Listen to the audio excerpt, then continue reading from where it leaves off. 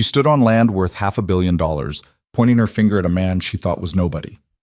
"Move your equipment, now, or I'll have this whole property seized by Friday." The man didn't flinch, didn't raise his voice, just looked at her the way the land itself might look at someone who didn't understand what roots mean: steady, ancient, and completely unmoved. What Clara Dawson didn't know, couldn't have known, was that the quiet, sun-weathered man leaning against that rusted fence post owned every acre she was standing on, owned the water running 60 feet beneath her shoes, and held the single legal document that could bring an entire billion-dollar empire to its knees. She'd come to Red Hollow to save herself.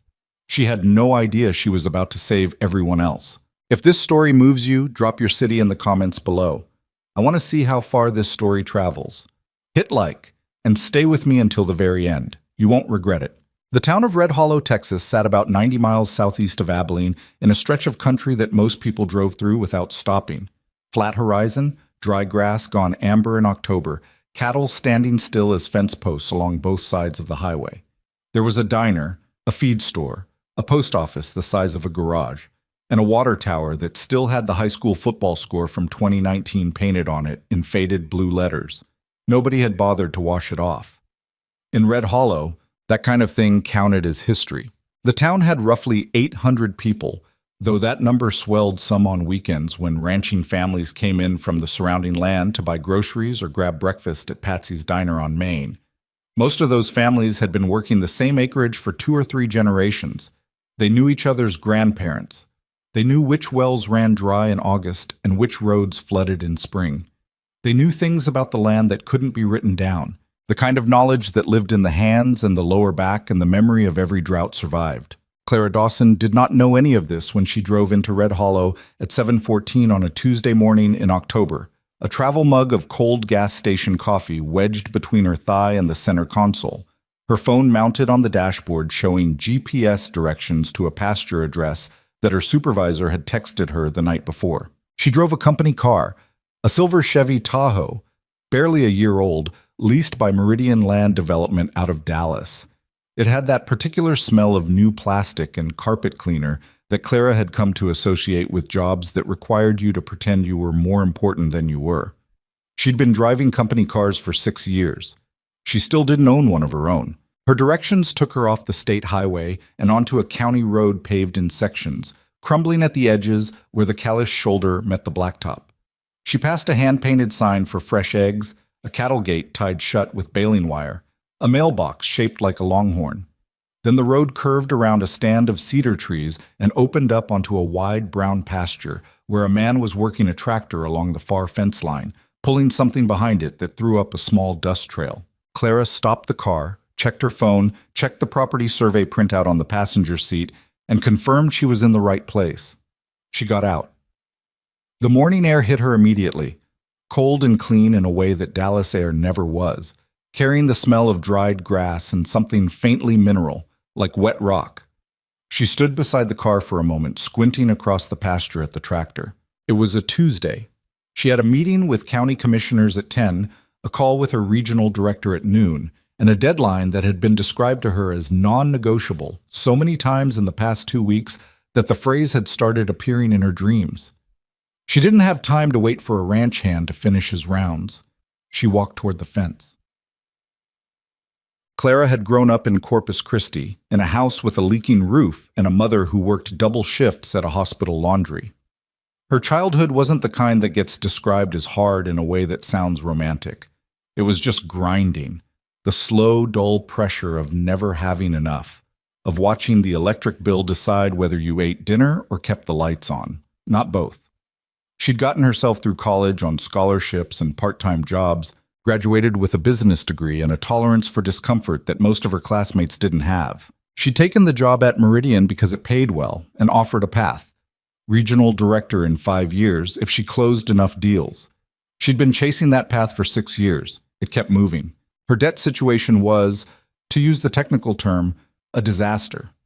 Student loans, a medical bill from an emergency appendix surgery 2 years ago that her insurance had covered only in part, a personal loan she'd taken out to help her mother after the Corpus Christi house finally needed a new roof. She was not behind on payments. She was meticulous about that. almost obsessively so. But she was also 30 years old, sleeping in a one-bedroom apartment in a part of Dallas that was only acceptable because it was close to the highway, and she had, at last count, $412 in her savings account. The Red Hollow deal was supposed to fix that. A successful acquisition and land survey project of this scale would earn her a bonus that could actually change the math of her life. Her director, a man named Preston Wyatt, who wore cufflinks and referred to rural landowners as obstacles, had made it clear that this was her project to win or lose. So Clara walked across a stranger's pasture at 7 in the morning in her good boots, which were not ranch boots, which were the kind of ankle boots you wore to Dallas business meetings, and which were absolutely not designed for uneven ground, because she needed this to go right. Whoosh. She reached the fence line as the tractor completed its loop and came back toward her. The man driving it cut the engine when he noticed her standing there, and for a moment there was just the sound of the engine ticking down and the wind moving through the dried grass. He climbed down from the cab. He was maybe 6 feet tall, wearing a canvas jacket the color of old brick, jeans that had been washed so many times they'd gone pale at the knees, and boots that were the real thing, cracked leather, crusted at the toe with real dirt, the kind you earned by wearing them every day for years. He had dark hair going a little gray at the temples, a jaw that needed shaving, and the kind of stillness that some people have naturally and others spend years trying to perform. He looked to be in his early 30s, maybe. He walked toward the fence slowly, not in the way of someone reluctant, but in the way of someone who didn't see a reason to hurry. "Morning," he said. "Good morning." Clara had her clipboard out, which felt suddenly ridiculous. "I'm Clara Dawson with Meridian Land Development out of Dallas. I'm the project coordinator for the Red Hollow acquisition. Are you the property manager here?" He considered the question for a moment. "I work the land." "Okay." She took that as a yes. "I need this equipment moved back from the eastern fence line by end of week. We have survey crews coming in Thursday morning, and this whole section needs to be accessible." She indicated the tractor behind him with a gesture. "Can you make sure whoever is in charge knows that?" He looked at the tractor, then back at her. "What survey crews?" "Meridian is acquiring parcels in this area for a development project. The county has been notified. We're beginning preliminary surveys this week, and we need clear access along the eastern and southern lines." She heard herself and recognized the tone. It was the tone Preston Wyatt used on phone calls, the one that implied the conversation was already over. She hated the tone. She used it anyway because it usually worked. "This is future company property, and we need future company property," he said. Not a question, not hostile, just repeating it back like he was checking whether she'd really said it. "Yes." She met his eyes. They were an ordinary enough color, sir, dark, maybe brown, but there was something about how steadily he held her gaze that made her want to look away first. She didn't. "Can you let whoever's in charge know?" "I'll let them know," he said. He said it without any particular expression, and then he just looked at her for a moment, not rudely, not with anything she could name, before turning back toward the tractor. Clara stood there for a second with her clipboard. "Thank you," she said, because she didn't know what else to say. He didn't answer. He climbed back up into the tractor cab, settled into the seat, and started the engine. The morning swallowed her words, and the machine noise took over, and Clara walked back to the Tahoe, feeling, for a reason she couldn't quite identify, like she'd done something vaguely wrong. She shook the feeling off. She had a meeting at 10. The county commissioner's office smelled like burnt coffee and old carpet. Clara sat across from a man named Gerald Briggs, who wore a bolo tie and read her acquisition documents with the slow deliberation of someone who had never once felt rushed in his professional life. The conference room had a window that looked out onto Main Street. Clara watched a truck go by pulling a horse trailer. Then another truck. A woman walked a dog. A man came out of the feed store carrying a bag of something on his shoulder. "These survey coordinates," Gerald said without looking up, "overlap with the Callaway Ranch." "That's correct. We have parcels under negotiation." "Under negotiation." Gerald looked up now. He had the face of a man who'd spent 40 years outdoors and come inside too late. "Miss Dawson, the Callaway Ranch has been in that family for 112 years. "I understand that." She kept her voice steady. "But the property records show—" "I know what the property records show." He set the papers down flat on the table. Not hard, not dramatically, just flat. Finished. I'm telling you what the situation is on the ground. You're new to this area, so I'm just letting you know. Meridian has been in contact with the county zoning board. Gerald folded his hands. That's different from being in contact with the people who own the land. Clara wrote nothing down. She sat very still. Has anyone from Meridian spoken directly with the Calloway family? Gerald smiled in a way that wasn't warm. Somebody sent a letter. I see. She looked at her papers. Do you know the family? Everybody in Red Hollow knows Ethan Calloway. Gerald picked up his coffee mug, which had the Texas state flag on it and appeared to have last been washed sometime during a previous administration. His great-granddaddy started that ranch. Ethan runs it now. Has since he was about 24 after his father passed. A pause. He's had some hard years. Raises his little girl out there alone. Good man. Clara filed this away. Not emotionally. She didn't have room for emotional right now, but practically. Good standing in the community. Established roots, potentially difficult to negotiate with. She dealt with resistant landowners before. The key was usually to identify what they actually wanted underneath the resistance. I'd like to set up a meeting with Mr. Calloway, she said. I imagine you would. Gerald stood, which meant the meeting was over. You might try the feed store on Thursdays. He comes in most weeks. Clara drove back to the motel. A place called the Lone Star Inn, 12 rooms, a vending machine that took cash only, and sat on the edge of the bed with her laptop and a stack of folders. She'd been allocated 2 weeks to complete the preliminary survey and acquisition phase. 2 weeks, and then she needed to return to Dallas with signed documents or a clear plan for compulsion. She opened the acquisition folder and started reading from the beginning. She read for 4 hours. She took notes. She cross-referenced. She made herself a second cup of motel coffee, which tasted approximately like hot brown water, and kept reading. By midnight, she had a headache starting at the base of her skull. But she also had a growing sense, not yet alarm, not yet, of something that didn't add up. The acquisition documents described a straightforward land purchase, a development project, retail and residential expansion into underutilized rural land, standard Meridian language. But there was a secondary annexure. She almost missed it. It was labeled as a water rights amendment, buried between 2 zoning variance documents, and it was written in the particular way of legal language that wants to explain something without fully explaining it. Clara read it 3 times. Then she set it aside and told herself she'd look at it again in the morning when she wasn't tired. She looked at it again in the morning. It said the same thing. She went to the feed store on Thursday. It was a squat, metal-sided building at the edge of Main Street with a loading dock out front and sacks of cattle feed stacked under a corrugated awning. It smelled like grain and mineral supplements and the particular dusty warmth of animals that aren't present but recently were. A mounted longhorn skull hung above the door. Clara walked under it feeling moderately absurd in her business casual jacket. There were 4 people inside when she entered. An old man examining a catalog, a woman in her 50s filling out a form, a teenager loading something onto a hand truck in the back, and the man from the fence. She recognized him immediately, which surprised her because she'd only seen him once and briefly. But there was something about the way he stood that was specific. The particular weight of his attention on whatever he was doing, which right now was talking to the man behind the counter about a part for some piece of equipment Clara couldn't have named. She walked to the counter and waited. He glanced at her. A small, brief flicker of recognition. Then back to the counter guy. Should be the same fitting as the '09 model. If not, I'll bring it back. Fair enough. I'll order 2. A nod. He picked up the paper receipt, folded it in half, and put it in his jacket pocket. Then he turned to look at her fully. Miss Dawson.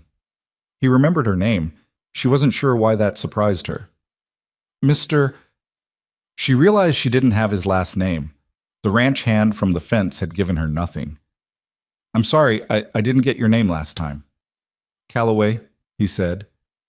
Ethan. The name hit her like something physical. She processed it fast, Gerald's voice saying everybody in Red Hollow knows Ethan Calloway, and rearranged her understanding of who she was looking at. Not the ranch hand, not a property manager. The owner. She stopped, recalibrated, extended her hand.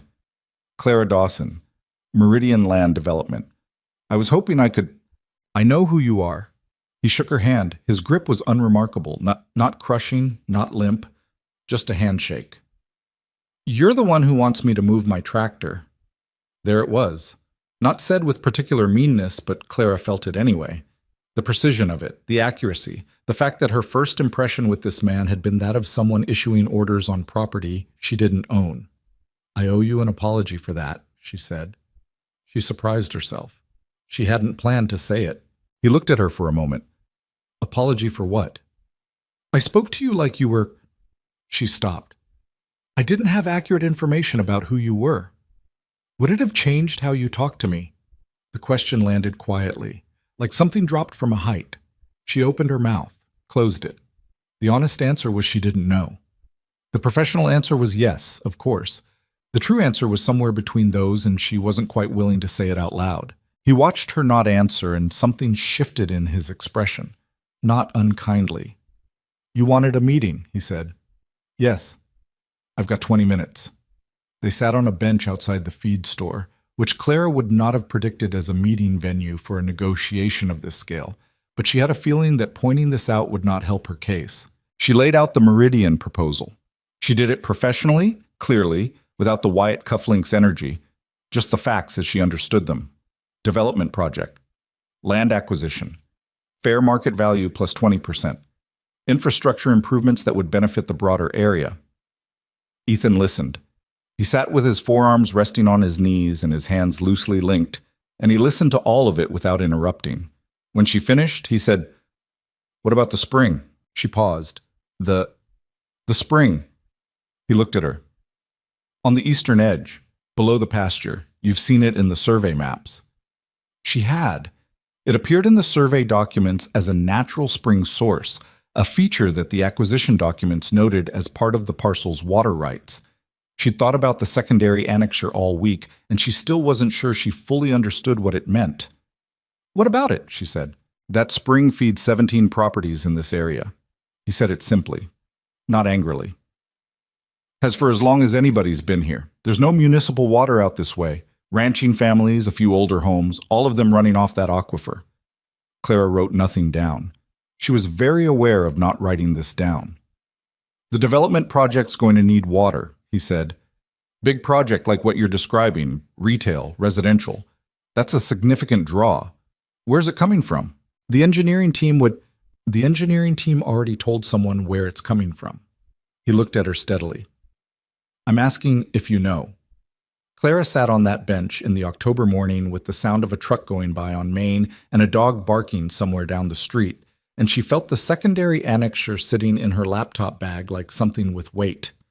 I'm going to look into it, she said. It wasn't the answer a Meridian project coordinator was supposed to give, but it was the only truthful one she had. Ethan looked at her for a long moment. Then he stood and dusted his hands on his jeans in a gesture that was habitual, automatic, the gesture of someone who works with them constantly. You can look into it, he said. I'm not signing anything in the meantime. That's your right. It is. He picked up the paper bag with his equipment part. You have a card? She gave him one. He looked at it for a moment. The Meridian logo, her name, her title, her Dallas number, and put it in his jacket pocket with the receipt. Thank you for coming in person, he said. Most of your company just sends letters. He walked to his truck, a dark green F250 that had seen better years, and drove away. Clara sat on the bench for a moment with her folder on her knees. Then she took out her phone and called Preston Wyatt. You're overthinking it, Preston said. He had the voice of a man who had spent his entire career being the smartest person in any room he'd decided to enter. Preston, it says the project's water draw is being rerouted through the existing aquifer system. That's engineering language. The engineering team handles, it says draw from existing sources. Clara was in the parking lot of the Lone Star Inn with the wind coming at her sideways and her jacket not quite warm enough. Preston, if that spring dries up, 17 properties in this area lose their primary water source. A silence that was doing a lot of work. Water rights in Texas are complex, Preston said. That's why we have lawyers. I know water rights are complex. I'm asking you to tell me straight. Is the Meridian project planning to draw from that aquifer? Another silence. Clara. The voice shifted. the friendly but firm register that people use when they want to redirect you without seeming to. This project is a $200 million investment. We are 3 months from breaking ground on phase 1. Your job, your specific job, is to complete the acquisition phase. That's it. Engineering is not your department. It becomes my department when I'm the one sitting across from the landowner. Then tell the landowner what he needs to hear to sign the papers. She stared at the parking lot. A tumble of dead leaves blew across the asphalt. What he needs to hear, she said, or what's true. The silence this time had a different quality. Sharp, edged. I'm going to pretend I didn't hear that, Preston said, because you're tired and you're in the middle of nowhere and it sounds like you're getting attached to a deal instead of closing it. Get some sleep, Clara. Let's talk tomorrow. He hung up. Clara stood in the parking lot for a while after that. The stars above Red Hollow were unreasonably bright. There was no competing light out here, nothing to wash them out. She didn't spend much time looking at stars in Dallas. She spent most of her time looking at screens and ceilings and the face of whoever was across from her in a negotiation. She went inside and pulled out the secondary annexure and read it a 5th time. The language was careful, very careful. Carefully vague in the specific way of legal documents that are designed to permit something without naming it. But the math was simple if you pulled in the engineering projections from the other annexure, the one about projected daily water draw, and cross-referenced it with the aquifer survey from the county environmental office that she'd requested 2 days ago and that had arrived in her email that afternoon. She did the math. Then she did it again because she'd made an error the first time. She'd hoped she'd made an error. But she got the same number both times. At the projected draw rate, the aquifer would be critically depleted within 4 to 7 years of full project operation. 17 families. She kept coming back to that number, not a statistic. Ethan had said it like it was people he knew, because they were. She saved the calculations, closed her laptop, lay on the motel bed staring at the water-stained ceiling and did not sleep very much. She didn't plan to meet the daughter. She'd been driving past the ranch on her way to a second county records meeting. She'd started taking the longer route without entirely acknowledging why, when she saw a child sitting on top of a fence rail outside the front gate, very still, holding something in her lap. Clara pulled over because the child was maybe 7 years old and appeared to be alone on a fence rail on a county road, which was the kind of thing you stopped for. She got out. The girl looked up. She had her father's dark eyes and a red coat that was slightly too big for her and her hair in 2 braids that someone had started carefully and finished in a rush. She was holding a book, an actual paper book, the old illustrated kind, open on her lap. "Hi," Clara said. "Hi." The girl looked at her without alarm. Kids in Red Hollow apparently didn't approach strangers with the same wariness as city kids. "Are you lost?" "No. I saw you sitting out here by yourself and wanted to make sure you were okay." "I'm waiting for my dad." The girl held up the book. "I'm reading." "What are you reading?" The girl showed her the cover. Charlotte's Web. "That's a good one," Clara said. "It makes me cry every time, but I keep reading it." She said this with the matter-of-fact quality of someone who has made peace with this fact about themselves. "I'm Lily." "Clara, do you work for the company that wants to buy our ranch?" Clara was briefly at a loss. "Yes," she said, because lying to a 7-year-old seemed worse than the alternative. Lily looked at her for a moment. "My dad says we're not selling." "Your dad might be right." That seemed to surprise the girl. "You think he's right?" "I think—" Clara stopped, chose words.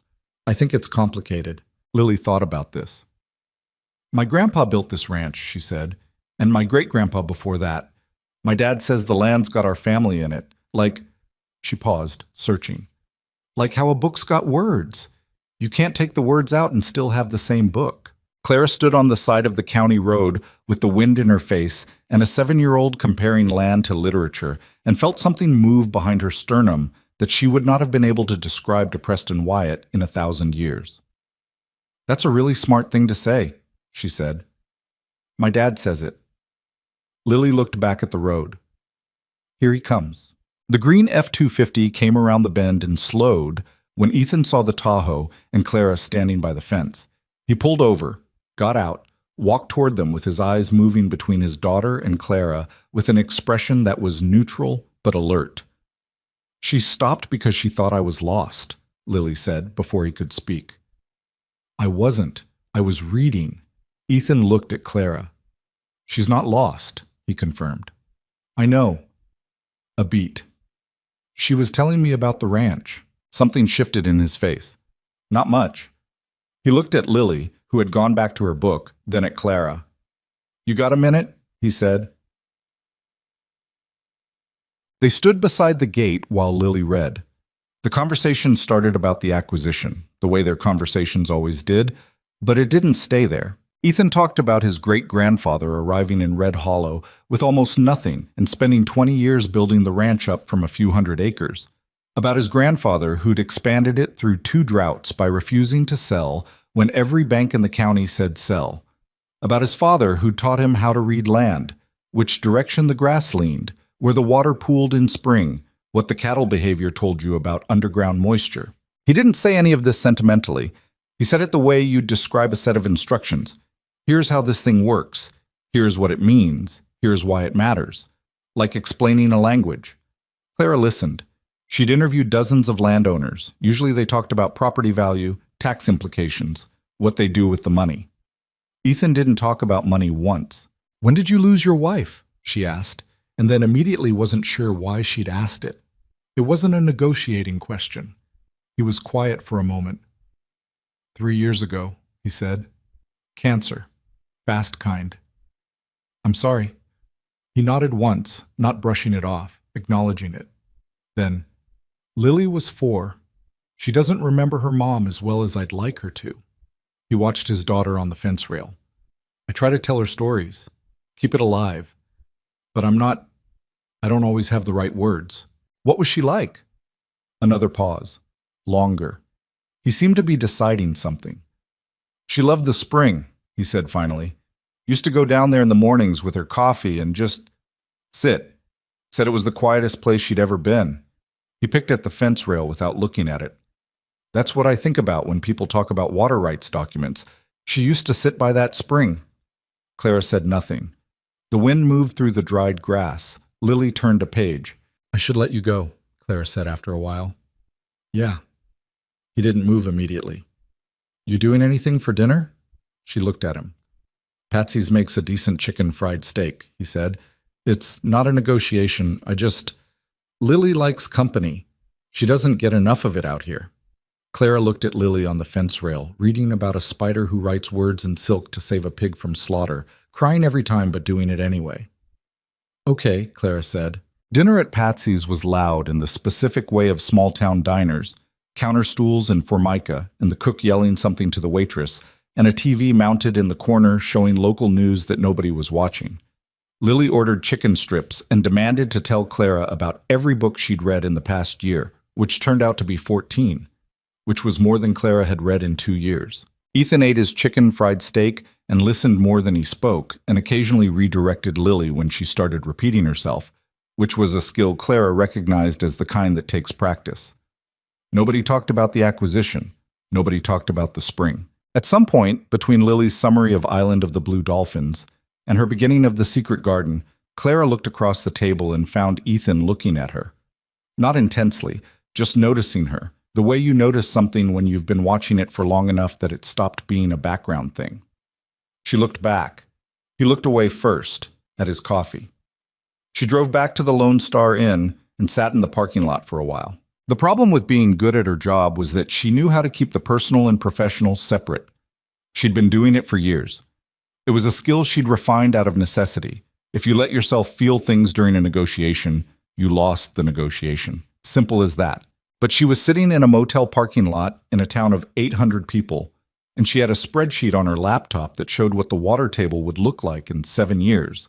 And she'd had dinner with a 7-year-old who cried at the same book over and over and kept reading it. And the man across the table had said she used to sit by that spring like it was a prayer. Clara opened her laptop. She pulled up the annexure. She pulled up the aquifer survey. She pulled up the engineering projections. And then she started writing an email to Preston Wyatt that said things she was pretty sure would end her time at Meridian.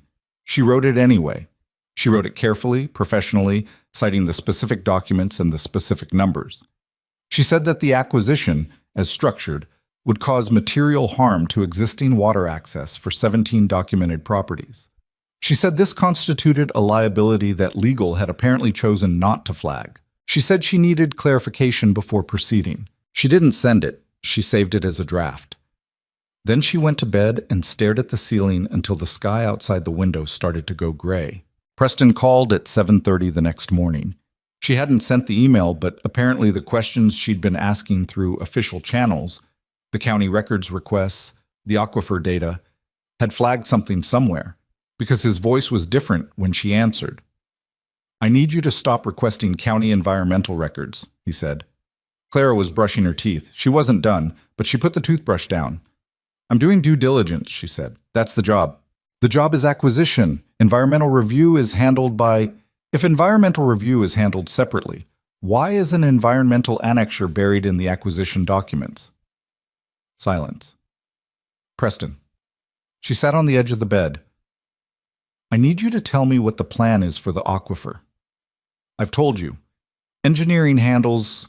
"The engineering documents say the project will draw from existing groundwater sources at a rate of approximately 11 million gallons annually at full operation. The county aquifer survey shows the spring system has a sustainable yield of 6 million gallons. The math on that is not complicated." Silence again, but different. This one had something in it. "Where did you get a county aquifer survey?" Preston said. "I requested it. Through the county environmental office, which is public record." "Clara." The voice went lower. "I'm going to be very direct with you. The people above me on this project have made decisions about how it proceeds. Your job is to execute the acquisition phase and close the Callaway parcel. That's all. And the water is not your problem." She sat on the bed in the pale morning light of a Texas motel and felt everything she'd been trying to hold in separate boxes, professional and personal, logical and emotional, survivable and not, stop staying separate. "It's their problem," she said. "The 17 families who..." "Clara, stop." The voice was hard now, the friendliness gone. "I like you. I've always said you're one of the better project coordinators I've worked with. But you need to understand something. If you make this difficult, there are other people who will be brought in to close this deal. And those people will not be as careful with the community relationships as you are. Think about that." She thought about it. She thought about Lily on the fence rail, reading about a spider who made words in silk. She thought about Ethan saying she used to sit by that spring. She thought about Gerald Briggs and his bolo tie and his coffee cup with the Texas flag, saying that's different from being in contact with the people who own the land. "I need to think about some things," Clara said. "Don't think for too long," Preston said, and hung up. Clara sat on the bed for a while. Then she opened her laptop and started looking for everything she could find about the man above Preston Wyatt, the man who was apparently making decisions about how the Red Hollow project proceeded. It took her 20 minutes to find his name. Victor Hale. She'd heard of him vaguely, the kind of name that appeared in business sections occasionally, attached to development projects and real estate deals, and she now noticed as she started reading 2 separate state investigations in the past decade, both of which had been settled out of court. She read for an hour. She read about the Red Hollow project in financial news, buried in a quarterly investor report. She read about Meridian Land Development's parent company structure, which she'd never looked into before, and found Victor Hale's name 3 layers up. Then she opened a new document and started making a list. Everything she knew, everything she'd been told, everything that didn't match. She wasn't sure yet what she was going to do with the list, but she was very sure, in the way of someone who has finally let themselves look at something they'd been avoiding, that she was going to do something. Outside the window, Red Hollow was waking up. A truck went by. Somewhere a dog was barking. The water tower with the old football score stood against a sky that was turning from gray to pale blue. Somewhere about 4 miles east, past the cedar trees and the crumbling county road, a spring was moving cold and clear through the limestone, the same way it had been moving for longer than anyone in that town had been alive. Clara closed the laptop.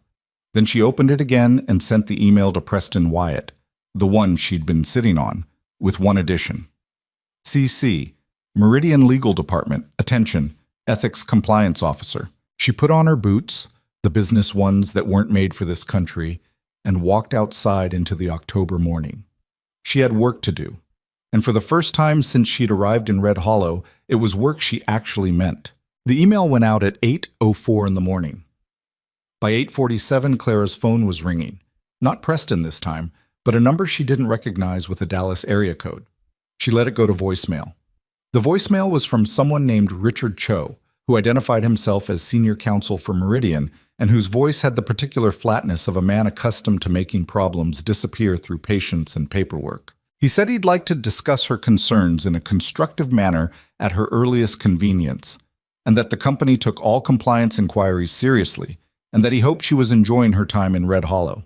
She didn't call him back. She drove out to the county roads and sat in the Tahoe at the edge of Ethan's eastern pasture with her window down, watching the grass move. The aquifer survey was open on the passenger seat. She'd printed it the night before at the motel's front desk printer, which had taken 11 minutes and jammed twice, and she'd stood there in the fluorescent light of the lobby at midnight waiting for it, feeling like someone who had just set fire to something and wasn't sure yet whether it was the right thing or the wrong thing. Both, probably. Most things were. She was still sitting there when she heard a truck coming down the county road from the north and recognized the dark green F-25O before it slowed. Ethan pulled alongside her, driver's window to driver's window, the way people in rural Texas seemed comfortable doing because there was nobody behind them, because there was always enough space.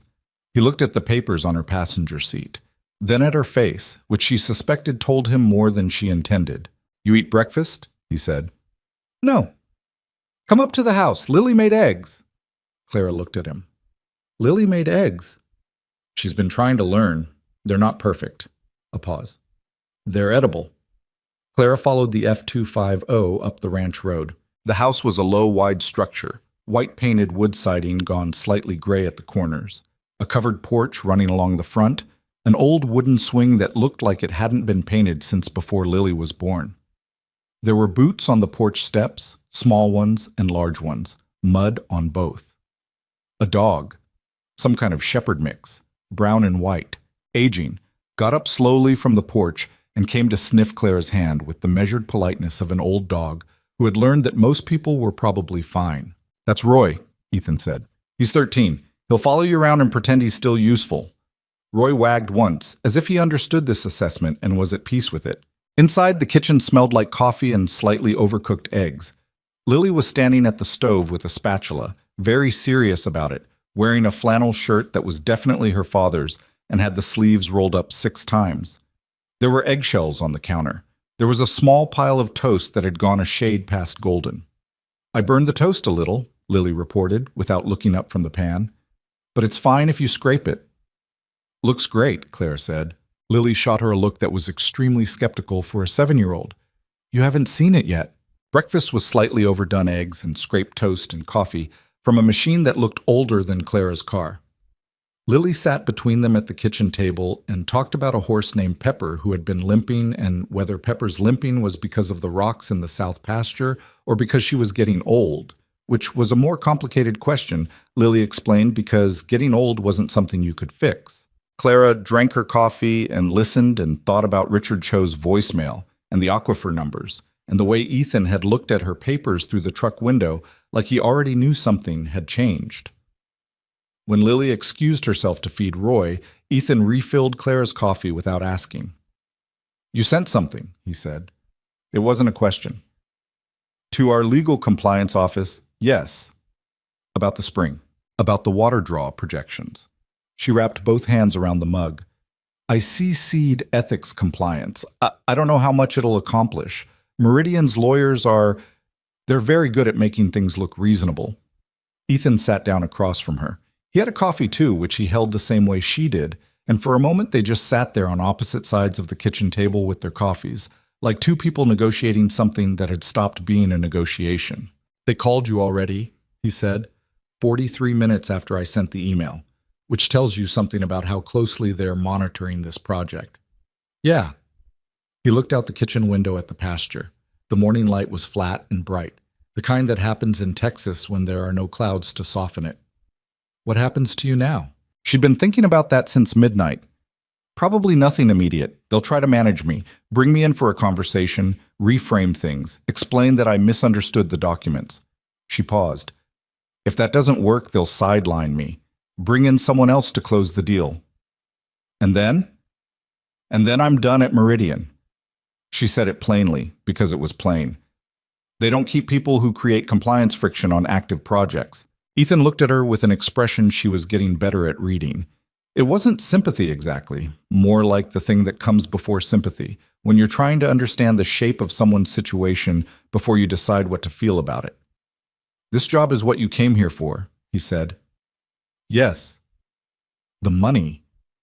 Yes. And now you...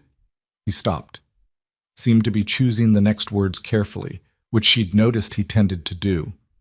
You're sure about this? Sending that email? Clara looked at the table. There was a ring from a coffee cup that had been set there many times, a permanent ghost of a habit. Beside it, Lily had left a crayon drawing, something that might be a horse, or a dog, or an unusually four-legged bird. The spring feeds 17 properties, she said. I keep coming back to that number. 17. That's not an abstraction. Those are wells that go dry, animals that need water, people who... She stopped. I've spent my whole professional life being practical. I've been practical about things I shouldn't have been practical about. And I told myself it was because of my situation, my debt, Another stop. At some point that stops being a reason and starts being an excuse. Ethan said nothing for a moment. Then, where does that leave you? I don't know yet. She looked up. It depends partly on what you do with this information. He held her gaze. Outside, they could hear Lily talking to Roy in the patient, explanatory way that children talk to animals, as if the animal is a reasonable party who simply lacks context. Tell me about the annexure, Ethan said. So she told him. All of it. The water draw numbers and the aquifer yield and the 7-year depletion estimate.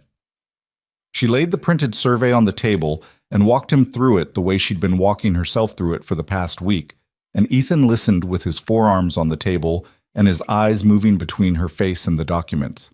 When she finished, he was quiet for a long time. My great-grandfather drilled that aquifer in 1923, he said finally.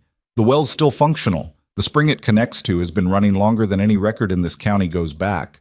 He looked at the survey. 7 years. At maximum draw, could be longer with conservation measures, but yes, in that range. He put his hand flat on the table. Not a gesture, just setting it down, like he needed something solid. Who is above Preston Wyatt, he said. A man named Victor Hale. He's the chairman of Meridian's parent company. Something moved across Ethan's face. A recognition, brief, contained, but there. You know that name, Clara said. I've heard it. He picked up his coffee. About a year ago, someone from a company I'd never heard of contacted me about purchasing the ranch. The name on the letter was different. Different company, different project. But the land they were describing was the same land, same acreage, same eastern boundary. He paused. I looked into it. That company had the same parent structure as 2 other failed land deals in West Texas that I'd read about. I declined, and I didn't hear from them again. Clara stared at him. You've been watching this.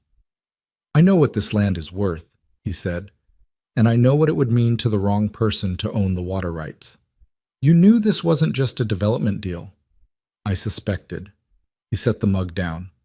I didn't have what you have. He tapped the printed survey with one finger. This is evidence. This is numbers and surveys and documented projections. This is the difference between suspicion and proof. Clara looked at the documents on the kitchen table. She'd come to Red Hollow to take this man's land. She'd spent a week and a half gathering evidence that was now the best tool he had to fight the company she worked for. She wasn't sure how to feel about the geometry of that, except that it seemed like justice, which was a word she hadn't used about her professional life in a very long time. What do you want to do with it? She said. I want to talk to a lawyer. He said it without drama, like it was obvious, which it was.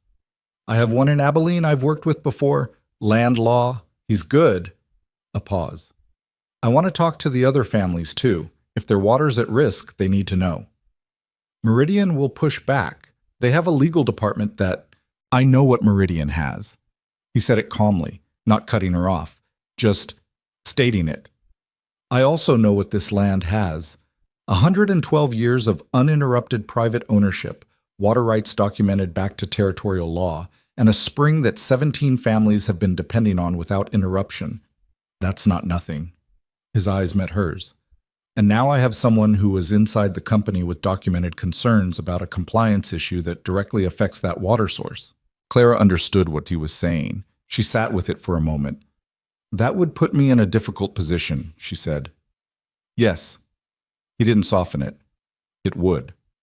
The kitchen was quiet. Roy had come back inside and was lying under the table with his chin on Ethan's boot. Lily was somewhere down the hall, making the particular kind of noise that children make when they're entertaining themselves, low and narrative, a running commentary on something only they could see. How difficult? Clara asked. Depends on what Meridian does. If they accept the compliance concerns and revise the project, you might be all right. You did the right thing through proper channels. He paused. If they don't, if this goes to state regulators or a court, then you become a material witness, a source, a person who gathered the documents. Another pause. There are lawyers who'd call that whistleblowing. She'd thought about that word. She'd been trying not to think about it too directly, the way you avoid looking at something bright until your eyes adjust. Whistleblower. It was a word that meant something specific in terms of legal protections and also in terms of what your professional life looked like on the other side of it. I have $400 in savings, Clara said. Ethan looked at her. I'm not telling you that for sympathy, she said quickly. I'm telling you because it's relevant. I took this job because I needed the income, and the bonus from this deal would have changed my financial situation significantly. I have student debt and a medical bill, and… She stopped. I'm not in a position to be brave without consequence. Nobody is, he said. Being brave without consequence is just preference. She blinked at that. You've already done something, he said. That email exists. You sent it at 8 in the morning to your company's ethics compliance office, and you CC'd legal, and you did it knowing what it would probably cost you. That's already done. He wasn't being warm about it. He was just being accurate. The question now is what comes next. What comes next could cost me a lot more than the job. Yes. He held her gaze. I know. And you're asking me to do it anyway? No. He shook his head. I'm telling you what the situation is. What you do is yours. He picked up his coffee again. But I'll tell you this. If you're willing to stand with us on this, you won't be standing alone. Clara looked at him across the kitchen table in the October light. This man who made his daughter breakfast every morning and repaired his own fences and talked about water rights the way other people talked about family, who had offered her scraped toast and coffee and the truth of the situation without trying to make any of it softer than it was. She thought about the $412. She thought about Preston Wyatt's voice. She thought about Richard Cho's voicemail and the careful flatness of it, the institutional assurance that everything would be handled. I'm going to need your lawyer's number, she said. Something changed in Ethan's face. Not dramatically. He wasn't a dramatic man. But something settled, like a piece of something that had been leaning against a wall finally found its footing. I'll call him today, he said. From down the hall, Lily's voice rose into something that was definitely a hoarse impression, accompanied by what sounded like Roy's reluctant participation. Ethan looked toward the hallway, and something about his expression, just briefly, just for a second, was the thing you see on the faces of people who are holding more than they show. Then it went back to steady the way it always did. The way Clara was beginning to understand was not indifference, but practice. The long practice of a man who'd learned that steady was the only thing he could afford to be. She left the ranch 40 minutes later with a name and number written on the back of a Meridian business card. The card she'd given him at the feed store, now repurposed, which felt appropriate, and drove back toward the motel with the windows down and the cold October air coming through and the printed survey riding on the passenger seat like a verdict. Her phone rang at noon.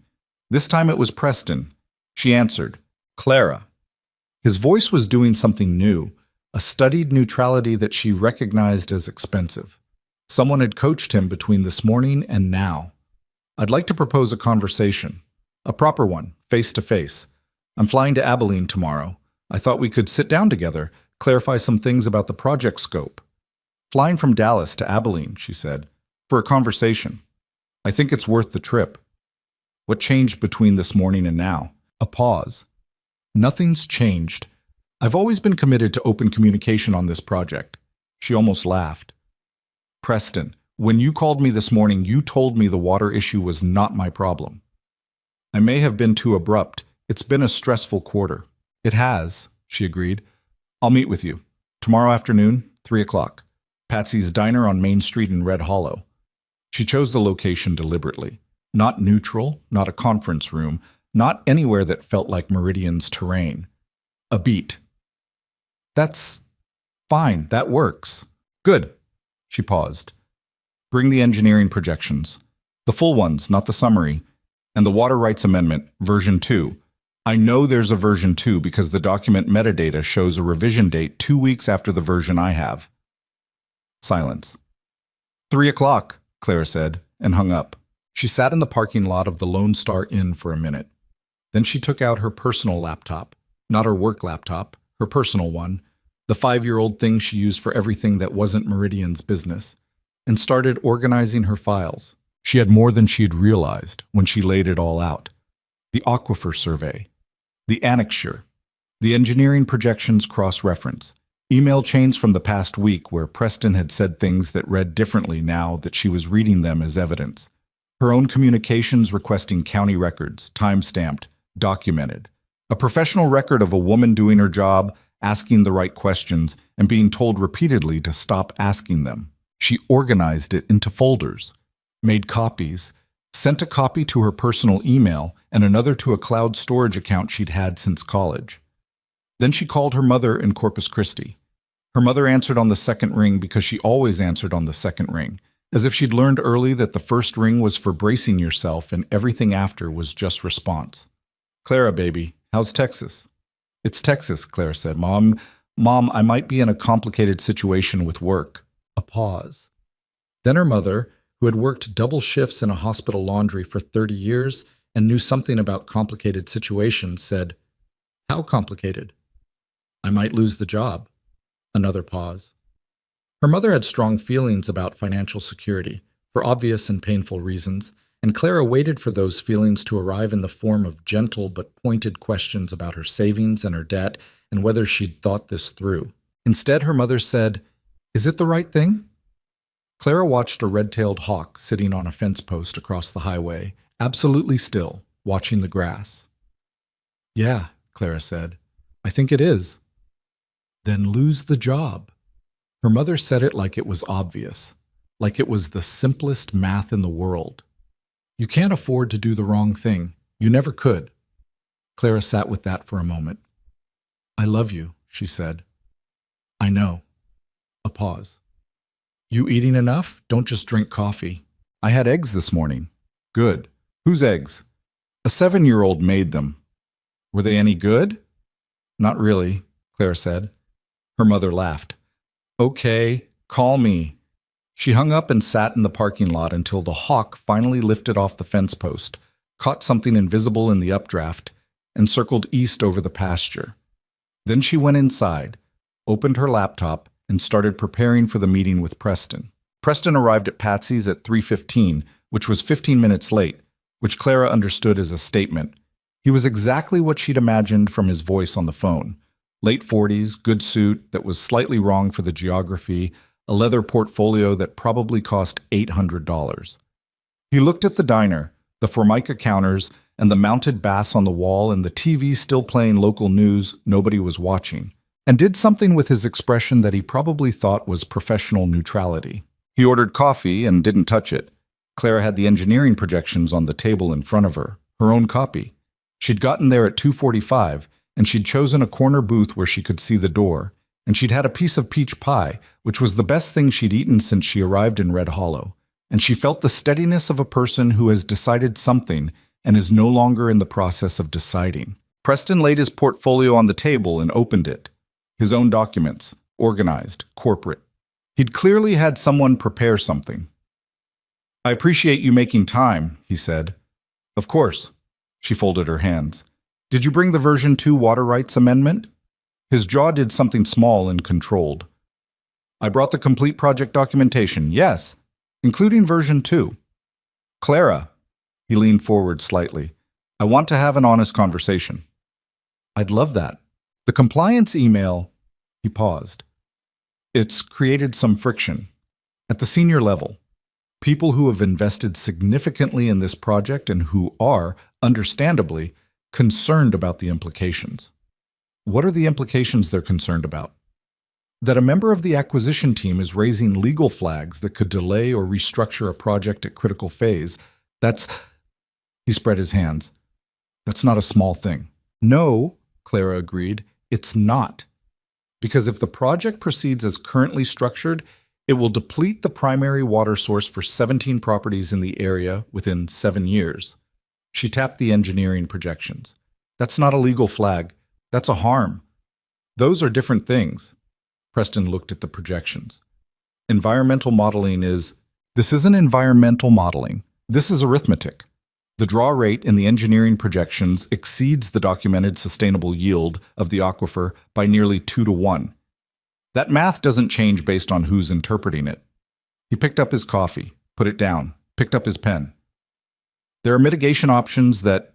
Are they in the documents? A pause. Are there documented mitigation options for the water draw in the project files? Clara said.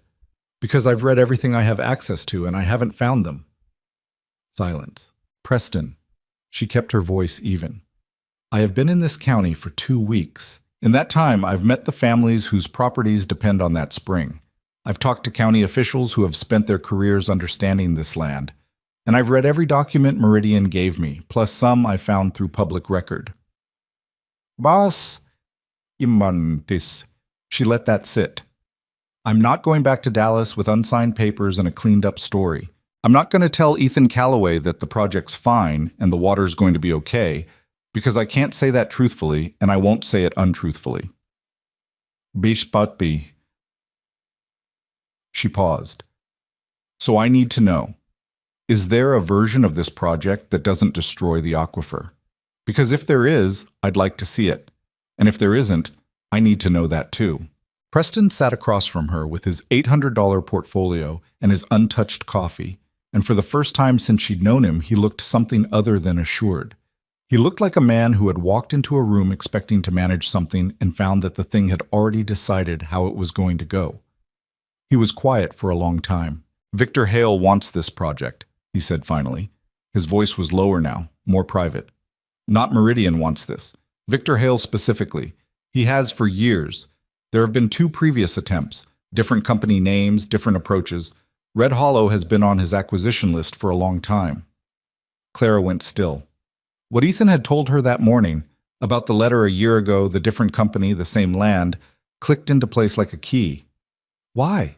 She said. Because the water rights, Preston said, almost quietly, are worth more than the land. The aquifer sits under the most rapidly developing corridor in this part of Texas. In 10 years, when this region grows the way the projections say it will, whoever controls that water controls. A lot. He stopped. Victor is not stupid. He's thought a long way ahead. Clara stared at him. The development project is a front. The development project is real, Preston said carefully, but it is not the primary objective. She sat back, felt something cold move through her that wasn't the diner's air conditioning. How many people at Meridian know this? She said. Not many. His eyes met hers, and she saw something there that surprised her. Not guilt exactly, but something tired. The expression of a man who has been carrying something uncomfortable for a while and isn't sure what to do about the weight of it. Enough. Do you know it? He looked at his coffee. I know what I know, he said. It wasn't an answer. It was the shape of an answer when someone isn't ready to say the word yet. Clara gathered her documents. She did it slowly, carefully, the way she did everything in this diner, deliberately, because everything in the past 2 weeks had taught her that deliberate was better than fast. I'm going to give you 1 week, she said, to produce a revised project plan with documented alternative water sourcing that doesn't impact the existing aquifer. She put the papers in her bag. If that plan exists, I will continue the acquisition process in good faith. If it doesn't, she paused. Then we both know where this goes. Preston watched her. And if Victor Hale decides he doesn't want to wait a week, then Victor Hale will find out that one of his acquisition coordinators spent 2 weeks gathering documentation of water rights violations and sent them to the Ethics Compliance Department, and that this information is currently in the hands of a land attorney in Abilene. She looked at him steadily. Tell him whatever you need to tell him. She left a 20 on the table for the pie and the coffee and walked out of Patsy's into the October afternoon. The street was quiet. A truck went by with hay bales in the bed. An older woman came out of the post office and waved at nobody in particular. Somewhere down Main, a radio was playing something country from a decade ago, the kind of song that sounded like it understood something about losing things. Clara stood on the sidewalk for a moment. She didn't feel victorious. She didn't feel clean. She felt the way she imagined you felt when you'd cut something loose that you'd been carrying a long time. Not free yet, just lighter. Like the weight was still there, just arranged differently. She took out her phone and called Ethan's number. He answered on the second ring. How'd it go? He said. He confirmed it, she said. The water rights are the primary target. The development project is real, but secondary. Victor Hale has been trying to acquire this land and this aquifer for years. Different companies, different approaches. A pause on his end. The letter last year. Yes. She heard him exhale slowly. Not dramatically. Just the sound of a man receiving information that confirmed something he'd feared. I gave them a week, she said, to produce a revised plan. They won't. No, he agreed. They won't. Which means after a week this goes somewhere else. She paused. Your lawyer, is he ready to move? He's already moving, Ethan said. He filed for an injunction on the survey access this morning. County judge is a former water rights attorney. Another pause. He says the documentation you have changes things considerably. Clara stood on the Main Street sidewalk in Red Hollow, Texas, $412 in her savings account, no certain job, a legal situation that was about to get significantly more complicated, and felt something she hadn't felt in years, maybe longer.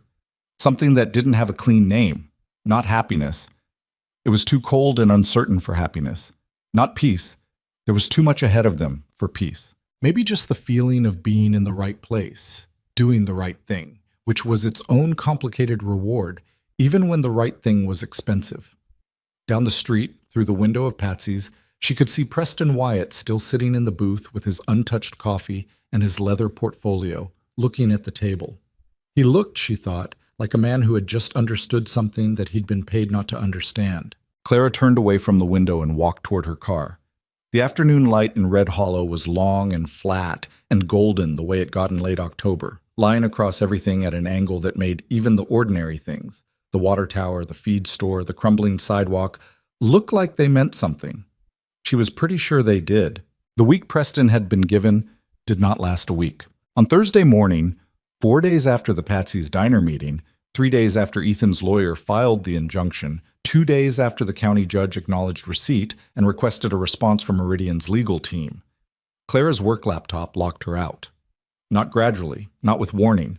One moment she was reviewing a document, and the next the screen went gray, and a single line of text appeared telling her that her credentials had been suspended pending an internal review. She stared at it for a moment, then closed the laptop. She'd expected it. She'd even told herself she'd expected it. But there's a difference between knowing something is coming and having it arrive. The same way there's a difference between knowing a storm is forecast and standing in the rain. She sat on the edge of the motel bed and looked at the closed laptop and felt the particular silence of a professional life going quiet. Her phone rang. Not Preston, not Richard Cho. A number she didn't recognize at all, which she'd learned in the past week was usually a sign that someone was working hard to be untraceable. She answered, Miss Dawson. The voice was male, smooth, and carried the kind of authority that people spend decades cultivating. Not loud, not aggressive, just the voice of a person who had never once in their adult life been in a room where they weren't the most important person present. My name is Victor Hale. I believe you know who I am. Clara stood up from the bed and went to the window. Outside, the Lone Star Inn parking lot was empty except for her Tahoe and a truck belonging to whoever was in room 7. The sky was overcast. First time since she'd arrived in Red Hollow that the sky had been anything other than clear. I know who you are, she said. Good. Then I'll skip the introduction. A pause, brief, the pause of someone who uses silence professionally. I understand you've had some concerns about the project documents. I also understand you've taken some actions that have created complications. Another pause. I'd like to discuss all of that directly, if you're open to it. She'd been expecting pressure. She hadn't expected Victor Hale to make the call himself. That told her something. Either things had escalated faster than she'd anticipated, or he was a man who preferred to handle important problems personally. From what she'd read about him, probably both. I'm open to a conversation, she said. Excellent. The word landed warmly, which made her trust it less. I want you to know that I have a great deal of respect for what you did. Raising compliance concerns it's the right instinct. It tells me you're good at this job. Thank you. I think there's been a miscommunication about the project scope, specifically about the water sourcing. He spoke carefully, precisely, like someone reading from a document they'd written themselves. Our engineering team has developed mitigation options that weren't properly communicated to the acquisition team. That's an internal failure, and I take responsibility for it. Clara looked at the overcast sky. I'd like to see those mitigation options. Of course, I'm having them prepared. A pause. I'd also like to offer you something, Clara. May I call you Clara? She noted the pivot. First name, offered mid-sentence. An intimacy introduced without asking for permission, only for confirmation. Sure, I'd like to offer you a senior role in the project. Not acquisition, development coordination. Overseeing the entire Red Hollow phase with direct reporting to me. Another pause, for wait. The compensation would reflect that responsibility. Significantly better than your current package. The motel room was very still. Claire could hear the vending machine in the hallway humming through the wall. She thought about the aquifer numbers. She thought about Preston saying Victor Hale has been trying to acquire this land for years. She thought about Ethan's face when she'd told him the water rights were the primary target. That short exhale, the confirmation of something he'd feared. I appreciate the offer, she said. I'd need to see the mitigation documentation before I could respond to anything else. Of course. Warm again, smooth again. I'll have something to you by tomorrow morning. In the meantime, I hope you'll hold off on any further external communication about the project. External communication. The information you've shared with the Callaway legal team. He said it gently, like he was describing something she might have done by accident. It complicates things. I'm sure you understand. Clara understood clearly. She was being asked to pause her cooperation with Ethan's lawyer in exchange for a job promotion and documents that may or may not address the actual problem and may or may not arrive. I'll look for the documentation tomorrow morning, she said. Perfect. The warmth in his voice was the kind that comes with certainty. The warmth of a man who had rarely been told no by someone in her position. I have a feeling we're going to work very well together, Clara. He hung up. She stood at the window for a moment. Then she picked up her phone and called Ethan. He answered before the second ring. I heard your laptop access was revoked. She blinked. How? Gerald Briggs has a nephew who works in county IT. Meridian's been requesting data access through the county network. When they lock out an internal account, it shows in the log. He paused. Gerald watches things. Victor Hale called me, Clara said. A long pause. Did he? He offered me a promotion. Senior Development Coordinator, direct report to him. She moved away from the window, sat back on the bed. He also said there are mitigation documents that weren't communicated properly to the acquisition team. He's sending them tomorrow. Are you going to wait for them? No. She said it with a certainty that surprised her slightly. Not because she'd been uncertain, but because the certainty had arrived so quickly, so cleanly. But I want to see what they send. Because whatever it is will tell us something about how they plan to manage this. You think they'll fake documentation? I think they'll send something real that's framed in a way that obscures the problem. She paused. Victor Hale didn't get where he is by being sloppy. He gets where he is by being very careful about what he shows people and when. Ethan was quiet for a moment. Can you come out here tomorrow? My lawyer wants to talk through everything in person. James, that's his name, James Ritter. He's driving in from Abilene. He's been talking to some people in Austin, too. Environmental law contacts. State level. State level, Claire said. What Hale is doing, or trying to do, it may not just be Red Hollow. James is looking at the previous acquisition attempts in West Texas. The ones with different company names. He thinks there's a pattern. She thought about the reading she'd done that first night. The two state investigations, both settled out of court. Both settled, which meant both paid, which meant both real. "I'll be there at 9, she said. The documents from Victor Hale arrived at 7:23 the next morning, sent to her personal email since her work access was suspended, which meant someone at Meridian had looked up her personal contact through public record, which was a small violation that said something about how they operated when they needed something. She read them over breakfast. Motel coffee, a gas station granola bar she'd bought the night before. The documents laid out on the small desk beside the window with the gray sky outside. The mitigation plan was real. That much was true. It described an alternative water sourcing option, a municipal pipeline extension from the nearest town, roughly 11 miles, that would supply the development project's water needs without drawing from the existing aquifer. It was technically feasible. Engineers had signed off on it. The problem was in the timeline. The municipal pipeline would take 3 to 5 years to complete. The development project's Phase 1 was set to begin drawing groundwater in 8 months. The gap between those two numbers was 4 years minimum. 4 years of pulling from an aquifer already documented as stressed. The mitigation plan didn't eliminate the problem. It just scheduled it differently and added a resolution that would arrive after the damage was already done. Clara photographed every page. She emailed the photos to herself and to the cloud account. Then she drove out to the Callaway Ranch. James Ritter was not what she'd expected. She'd built an image of a land law attorney from Abilene in her head that involved bolo ties and deliberate speech, something in the Gerald Briggs register. James was 42, looked younger, wore a regular button-down shirt and no jacket, and spoke faster than almost anyone she'd encountered in this part of Texas. He had the energy of a man who had been awake since 5 and had opinions about most things. He was sitting at Ethan's kitchen table with 3 open laptops and a stack of physical files that suggested he'd brought approximately everything with him from Abilene, including possibly the furniture. Lily had been dispatched to a neighbor's property for the morning. Roy was under the table being old and dignified about all the activity. James looked up when Clara walked in. "The Meridian coordinator," he said, with the particular attention of someone who has been reading about you. "Former coordinator," Clara said. "Right. They locked you out." He said it without ceremony, like it was a piece of data to file. "Sit down. I want to show you something." What James wanted to show her was a map. Not a property survey.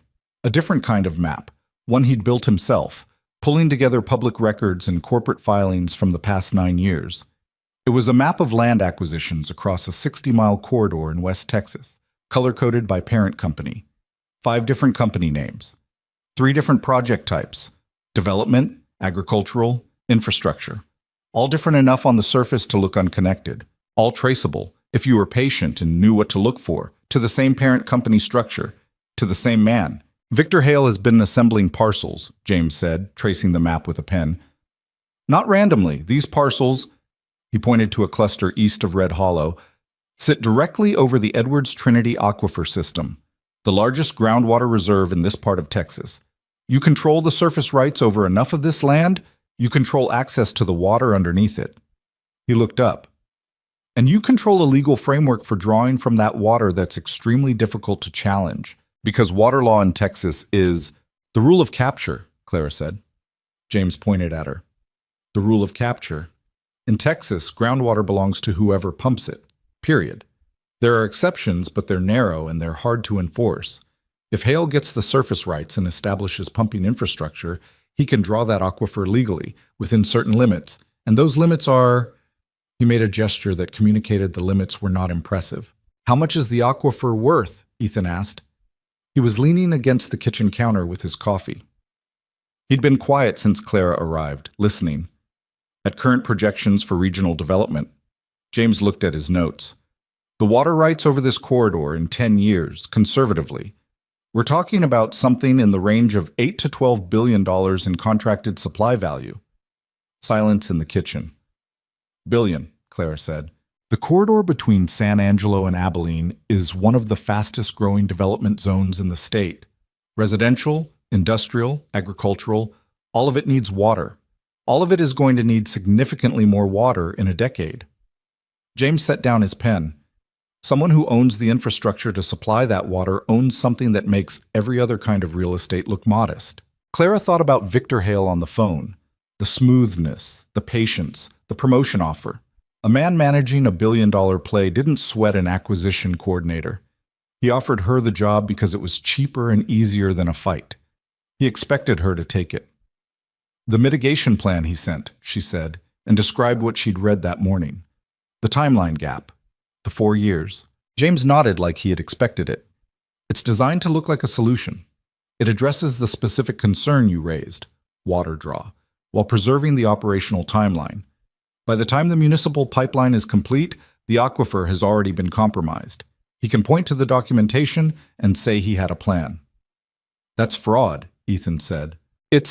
James tilted his head. It's sophisticated concealment. Whether it meets the legal standard for fraud depends on what we can prove about intent. That's the harder thing. He paused. Unless we find something more direct. Clara looked at her hands, then at the map on the table. She'd been thinking about something since the phone call.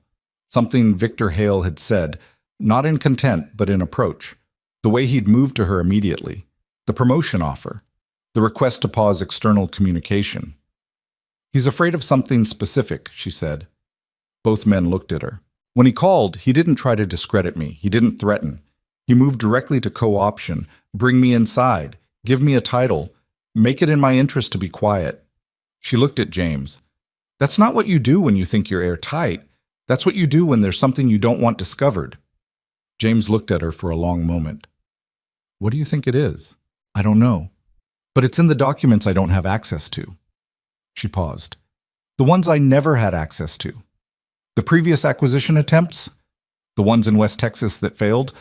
What happened to them? Both settled out of court, James said. With what terms? He shuffled through his files. Read for a moment. Non-disclosure agreements? From the landowners, financial settlements, amounts sealed. He looked up. Standard suppression. What happened to the internal documents from those deals? James stared at her. They'd be with Meridian's parent company, locked, or with whoever structured the deals, she said. The lawyers, the contractors, the people who did the actual work. She paused. Preston Wyatt has been with Meridian for 11 years. He said he knows what he knows about the project. He didn't say it like someone who was proud of it. Ethan set his coffee down. You think Preston might cooperate? I think Preston is a man who has been carrying something uncomfortable and is running out of reasons why the discomfort is worth it. She'd been thinking about his face in Patsy's diner, that tired expression, the one that wasn't quite guilt. He's not a bad person. He's a person who has been doing bad things carefully, and those are different, and sometimes the difference matters. James looked at Ethan. Something passed between them. The particular communication of two people who've known each other long enough to speak in glances. Can you get him to meet? James asked Clara. She thought about it. Preston had called her twice since the Hale conversation. She hadn't answered. He'd left voicemails that were careful and professional and had that same tired quality underneath the professionalism. Maybe, she said, not as a Meridian meeting, personal. Think about it, James said. In the meantime, he slid a folder across the table. I need you to write a formal affidavit about everything you observed, gathered, and were told during your time as project coordinator. Dates, conversations, document specifics, all of it. Clara looked at the folder. This was the moment she'd been moving toward. Not the compliance email, not the Patsy's meeting, not even the Hale phone call. This was the formal step. The one with her name on it, signed, submitted to a legal process. She picked up the folder. Do you have a pen? She said. James produced 3, which seemed about right. She spent the next 2 hours at Ethan's kitchen table writing the affidavit. James walked her through the structure, what was needed, how to frame it for legal relevance without overstating.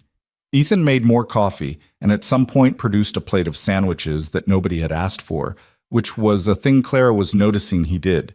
He didn't ask what people needed, he just assessed and provided, quietly, without annotation. The writing was harder than she expected.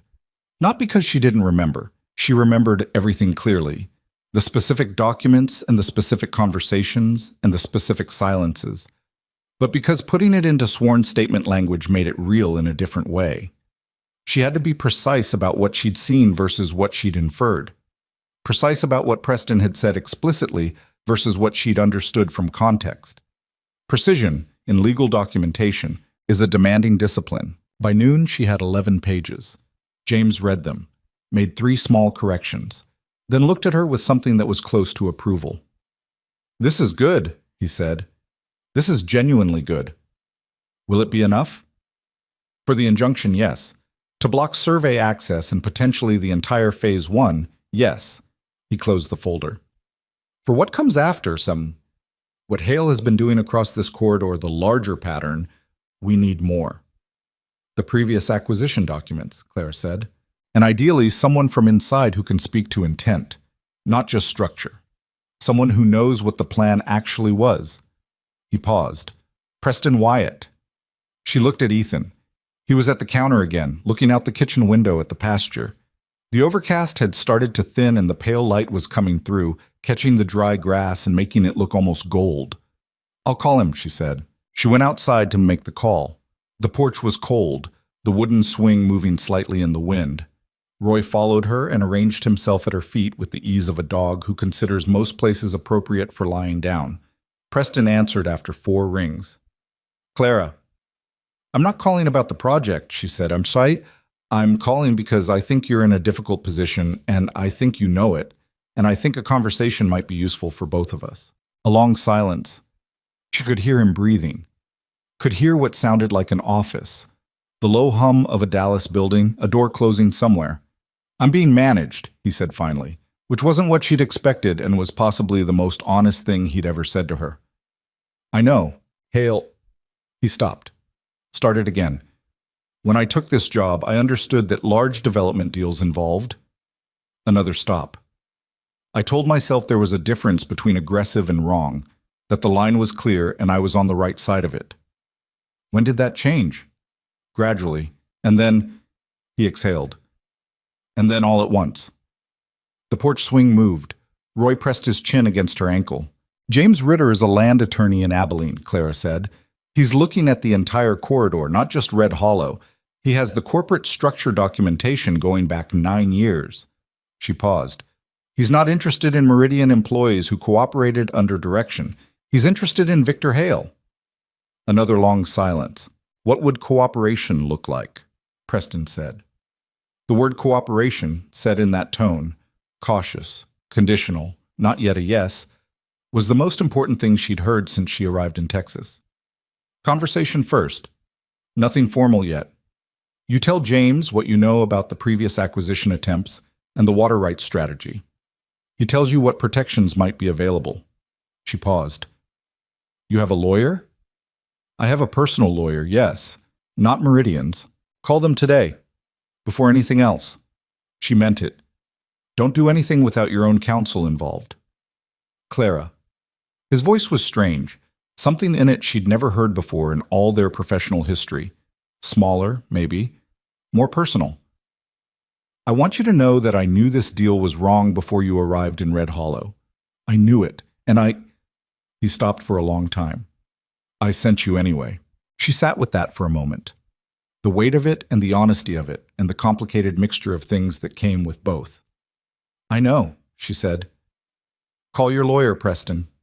She hung up and sat on the porch in the cold air, Roy's warm weight against her feet, the sky breaking up above the pasture into pale blue between the clouds. When she went back inside, both Ethan and James looked at her. "He'll talk," she said. "He needs to call his own lawyer first, but he'll talk." James sat back and did something with his shoulders that might have been relief. "When?" "Give him a few days?" She looked at Ethan. "This is going to get louder before it gets quieter. You know that." He nodded once.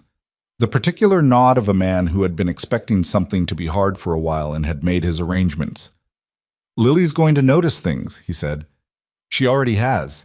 She asked me this morning if we were going to lose the ranch." "What did you tell her?" "I told her no." He said it straight, no qualifying hesitation. Then, "I told her that the right answer isn't always the easy one, but it's still the right one." Clara looked at him. How'd she take that? She said. He paused, and something moved across his face. the brief, involuntary kind of expression that comes with remembering something your child said. She said, "Okay, but we should also keep Roy because he's too old to learn new things." Clara laughed. Actually laughed. The kind that comes up before you can manage it. Ethan's mouth moved into something that wasn't quite a smile, but was close. James, who had been gathering his files, looked between them with the expression of a man who had walked into a situation that had more layers than the ones he was being paid to address. "I'll be in touch," he said, with the mild emphasis of someone indicating that the meeting was technically over, but that the situation certainly wasn't. He left. His car, a practical, unsentimental sedan, raised a small trail of dust down the ranch road. Ethan walked Clara to her car. They stood beside the Tahoe for a moment in the pale afternoon light, the wind coming across the pasture and carrying the smell of dry grass and cold earth that Clara had come to associate specifically with this place, this particular corner of Texas, in a way she hadn't expected when she first drove into town with her travel mug and her company car and her 2-week timeline. "You don't have to stay in Red Hollow," Ethan said. "The affidavit is submitted. James has what he needs for now. You could go back to Dallas, wait for the legal process." She'd thought about this. She'd thought about her apartment and her savings account and the particular loneliness of waiting in a city for something happening somewhere else. "Is there a reason to stay?" she said. It came out differently than she intended. Not professional, not strategic, just the question. He looked at her. The October light made everything look like it was at an angle, leaning slightly, the whole landscape tilted towards something. "There's 17 families who are going to have questions," he said. "They're going to want to understand what's happening and why. Someone who can explain the documents in plain language would be useful." He paused. "And Lily's been asking whether you'll come back." "Has she?" "She wants to show you the spring," he said. "She's been wanting to take you down there since—" He stopped. "Since she found out you were trying to protect it." Clara looked at the pasture. The wind moved through the grass and the sky was breaking up into wider patches of pale blue, and somewhere down the ranch road she could hear the distant sound of cattle. "I'll stay a while longer," she said. She said it like it was simple. And maybe it was. And maybe the simple things were the ones worth holding on to when everything else got complicated. 3 days later, Victor Hale sent a cease and desist letter to James Ritter's firm in Abilene, alleging improper use of confidential Meridian documents. James responded the same afternoon with a 3-page letter citing public record law, whistleblower protections, and the specific language of a 2019 Texas Supreme Court ruling on groundwater rights. He sent Clara a copy with a note at the bottom that said, "This is where it gets interesting." She was sitting on Ethan's porch when she read it. Roy was next to her. Lily was inside learning to make something on the stove that she'd described, with great seriousness, as advanced soup. The ranch stretched out in every direction, brown and gold and quiet, in the way of things that have been in one place long enough to become certain of themselves. Clara read James's letter twice. Then she thought about Victor Hale, who had spent years assembling a quiet empire underground, literally in the ground, in the water under the ground, with patience and money and the particular confidence of someone who'd never been stopped before. She thought about what it must have felt like to be that certain. She thought about how it would feel when it cracked. From inside the house, she heard Lily say, with great authority, "It's not burnt, it's caramelized." And Ethan's voice, dry, from somewhere near the stove, "There's a difference." "I know there's a difference," Lily said. "I caramelized it on purpose." Clara folded the letter and put it in her jacket pocket. She looked out at the pasture. The grass was dry and the sky was wide, and somewhere under all of it, running cold through the limestone in the dark, the spring was moving the way it had always moved, the way it would keep moving if they had anything to say about it. She thought they probably did. Preston Wyatt drove into Red Hollow on a Saturday morning in a personal car, a gray Volvo sedan that was distinctly not a company vehicle, and sat in the Patsy's parking lot for 11 minutes before going inside. Claire knew this because she was already inside in the corner booth, and she could see the parking lot through the window. She watched him sit in the car. She didn't go out to get him. She understood that some decisions need to finish arriving on their own. When he finally came through the door, he looked different from the man who'd met her here 2 weeks ago. The expensive suit was gone. He was wearing a regular jacket, dark slacks, the kind of outfit that said he'd thought about what to wear in a way that suggested he didn't know who he was dressing for anymore. He'd lost some of the smooth professional surface that had always been his most visible feature. What was underneath it was older and more uncertain, and Clara thought probably more real. He slid into the booth across from her, didn't say anything right away, looked at the laminated menu as if reading it, which he wasn't. "I spoke to my lawyer," he said finally. "Good." She said, he set the menu down. "She said I have exposure, potentially significant exposure, depending on what's provable about what I knew and when I knew it." "I'm sorry," Clara said, and meant it without making it soft. He looked at her. "You know the strange thing? I feel more—" He stopped. "I feel less terrible than I have in about 8 months, which makes no sense given that 8 months ago I still had a job." "It makes sense," she said. A waitress came. Preston ordered coffee. Clara already had hers. When the waitress left, Preston opened the briefcase he'd carried in and set a USB drive on the table. Just set it there between the coffee mugs like it was an ordinary thing. "That's everything I have personal copies of," he said. "Not Meridian servers, things I kept.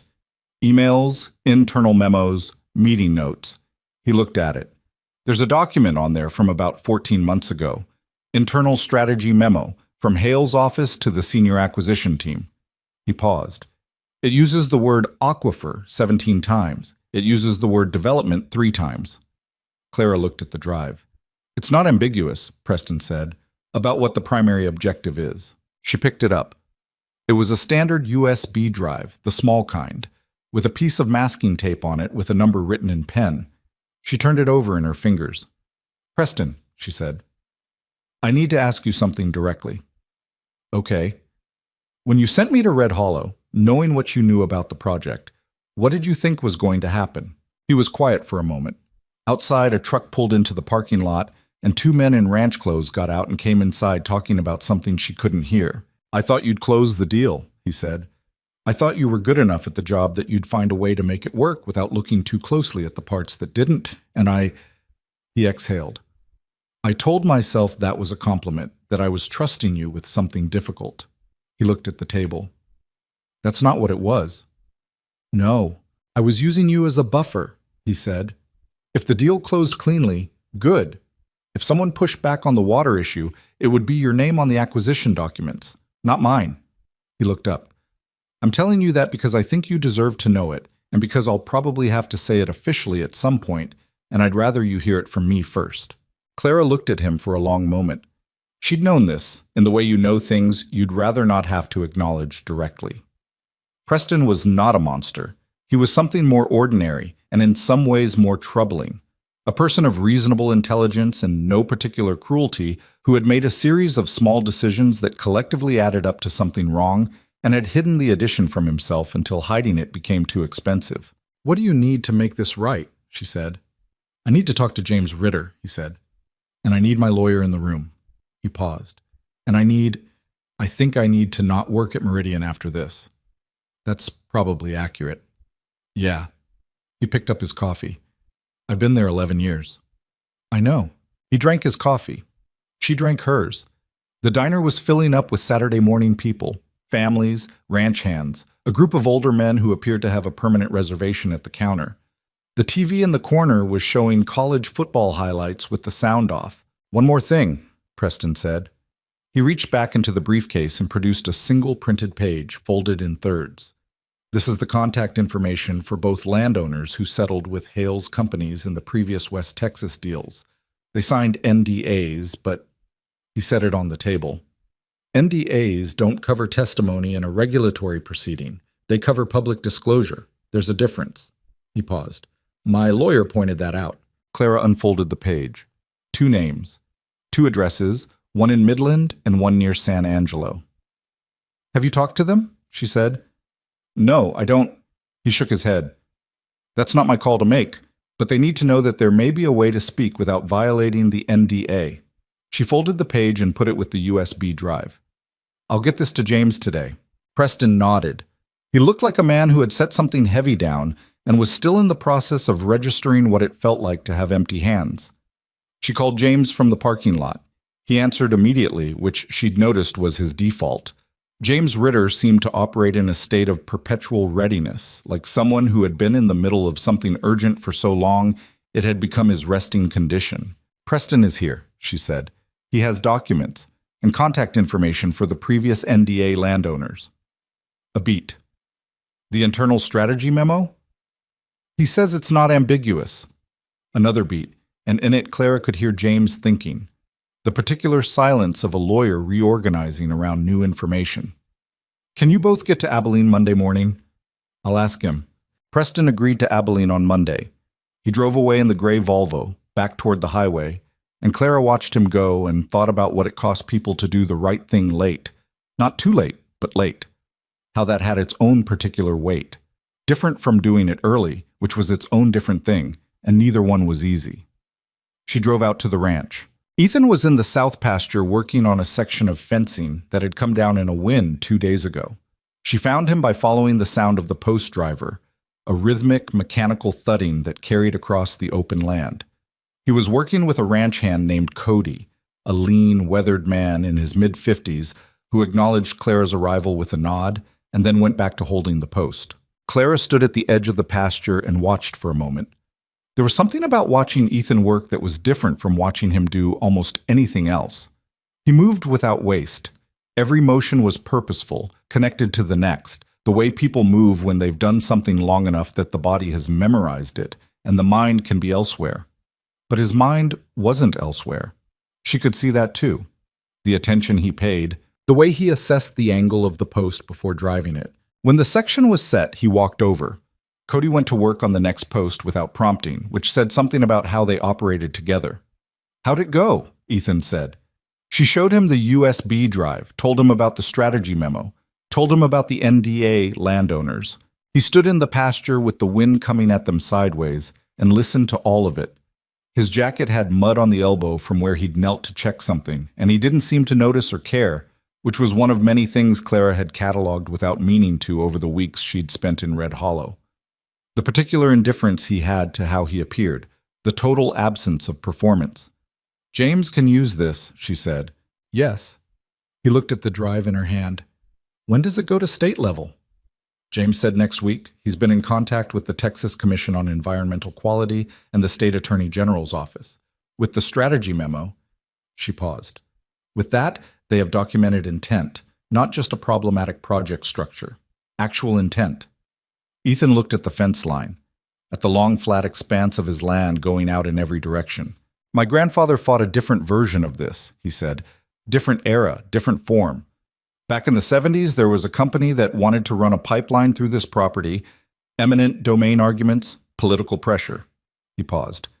He fought for 2 years, nearly lost everything twice. But he knew that if you give up the land, you give up everything that comes with it. The water, the history, the ability to hand something to the next generation that's actually worth something. He won? He won. A pause. He also died 3 years later. Heart attack. My dad always said the fight aged him. He looked at Clara.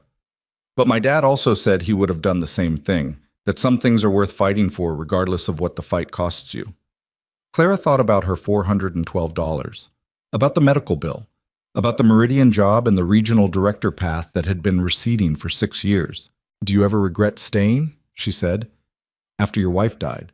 You could have sold, moved somewhere easier. He took a moment before answering, which was his way. I thought about it. First year, I thought about it seriously. Lily was 4. I was running this ranch alone, and I thought, maybe this is too much.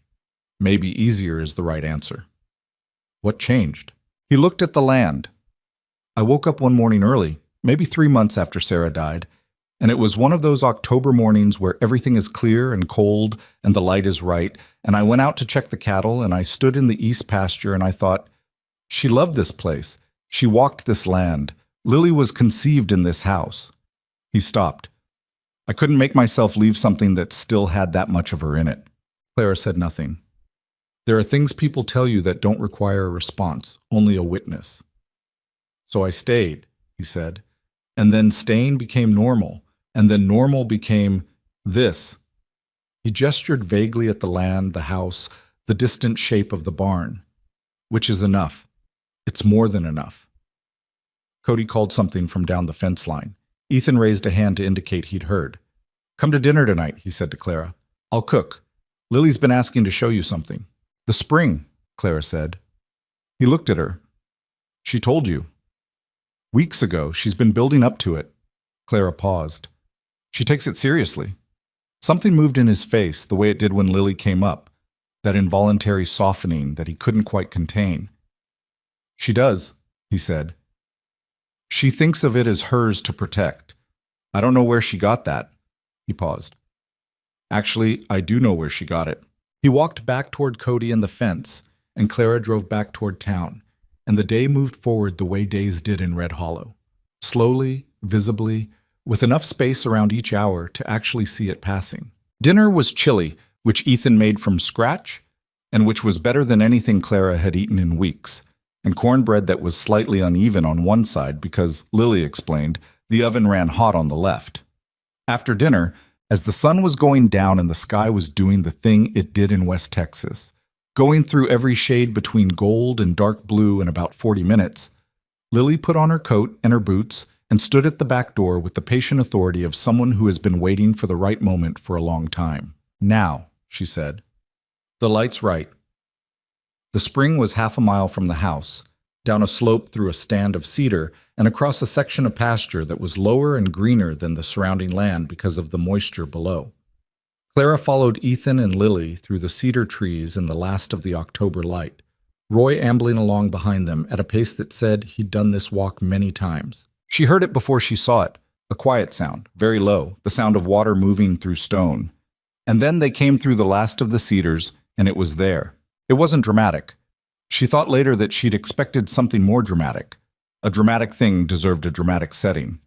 But the spring was just a place where water came up through the limestone and collected in a shallow pool before running off into a channel that disappeared into the grass. The pool was maybe 12 feet across. The water was clear and very cold and moved with a barely perceptible current even at the surface. Around it, the grass was different. Greener, softer. The kind of growth that happens when water is reliable. Lily stood at the edge of it with her hands in her coat pockets. My mom used to sit here, she said, to the water more than to anyone. My dad told me. I know, Clara said. I come here sometimes when I need to think. She looked at Clara seriously. Not very often. You shouldn't use special places too much or they stop being special. That's good thinking. I know. Lily crouched and put 2 fingers in the water, then pulled them back. It's cold, she announced, as if this might be news. Then she looked up at Clara. Is the company really going to try to dry it up? Clara looked at Ethan. He was standing back slightly, giving Lily the space to ask the question herself, which Clara understood was a deliberate thing. He did that, gave people the dignity of asking directly. They were trying to, Clara said, but we're working to stop them. And it's working? The stopping? Yes, Clara said. I think so. Lily stood up and wiped her wet fingers on her coat. Good. Then, with the ability children have to treat enormous things as settled once they're settled, can we go back? It's getting cold. They walked back through the cedar trees in the near dark, Lily between the 2 adults, Roy behind. She slipped her hand into Ethan's naturally, without announcement, the way children do with parents, automatic, unthinking, a habit of safety. After a few steps, she reached her other hand toward Clara. Clara took it. She felt Ethan notice it. She didn't look at him. They walked back to the house with Lily's hands in both of theirs, and the stars coming out above the cedar tops and the sound of the spring fading behind them, and none of them said anything about it, which was the right thing, which was the only thing. The following Monday, Clara and Preston sat in James Ritter's office in Abilene for 4 hours. Preston's lawyer, a careful, precise woman named Dana Cho, who had no relation to Richard Cho, and who looked like she'd heard everything twice already and was unimpressed by all of it, sat beside him. James had 2 associates with him. On the table between them was the USB drive and the printed contact page and a physical copy of the strategy memo, which James had printed and placed in a folder and which he now opened. He read one specific passage aloud. 14 months ago, in a communication from Victor Hale's office to the senior acquisition team, primary asset value resides in groundwater access, not surface development. Surface project serves as structural justification for water rights establishment and long-term pumping infrastructure. Acquisition priority is Eastern Corridor parcels with documented connection to Edwards Trinity system. Development timeline should be calibrated to ensure water infrastructure precedes any conservation challenges. The room was very quiet when he finished reading. Preston's lawyer made a note. "That's the one," Preston said. He said it flatly. No drama. "That's the document that I read 14 months ago and told myself was standard aggressive strategy language." "It's not," James said. "I know that now." He looked at the table. "I think I knew it then." Dana made another note. The meeting ran long. By the time it finished, James had a formal cooperation agreement with Preston and a clear framework for what the State Attorney General's office would receive by end of week. He also had, through an intermediate contact, a preliminary agreement from one of the two NDA landowners, the one in Midland, to speak to state investigators.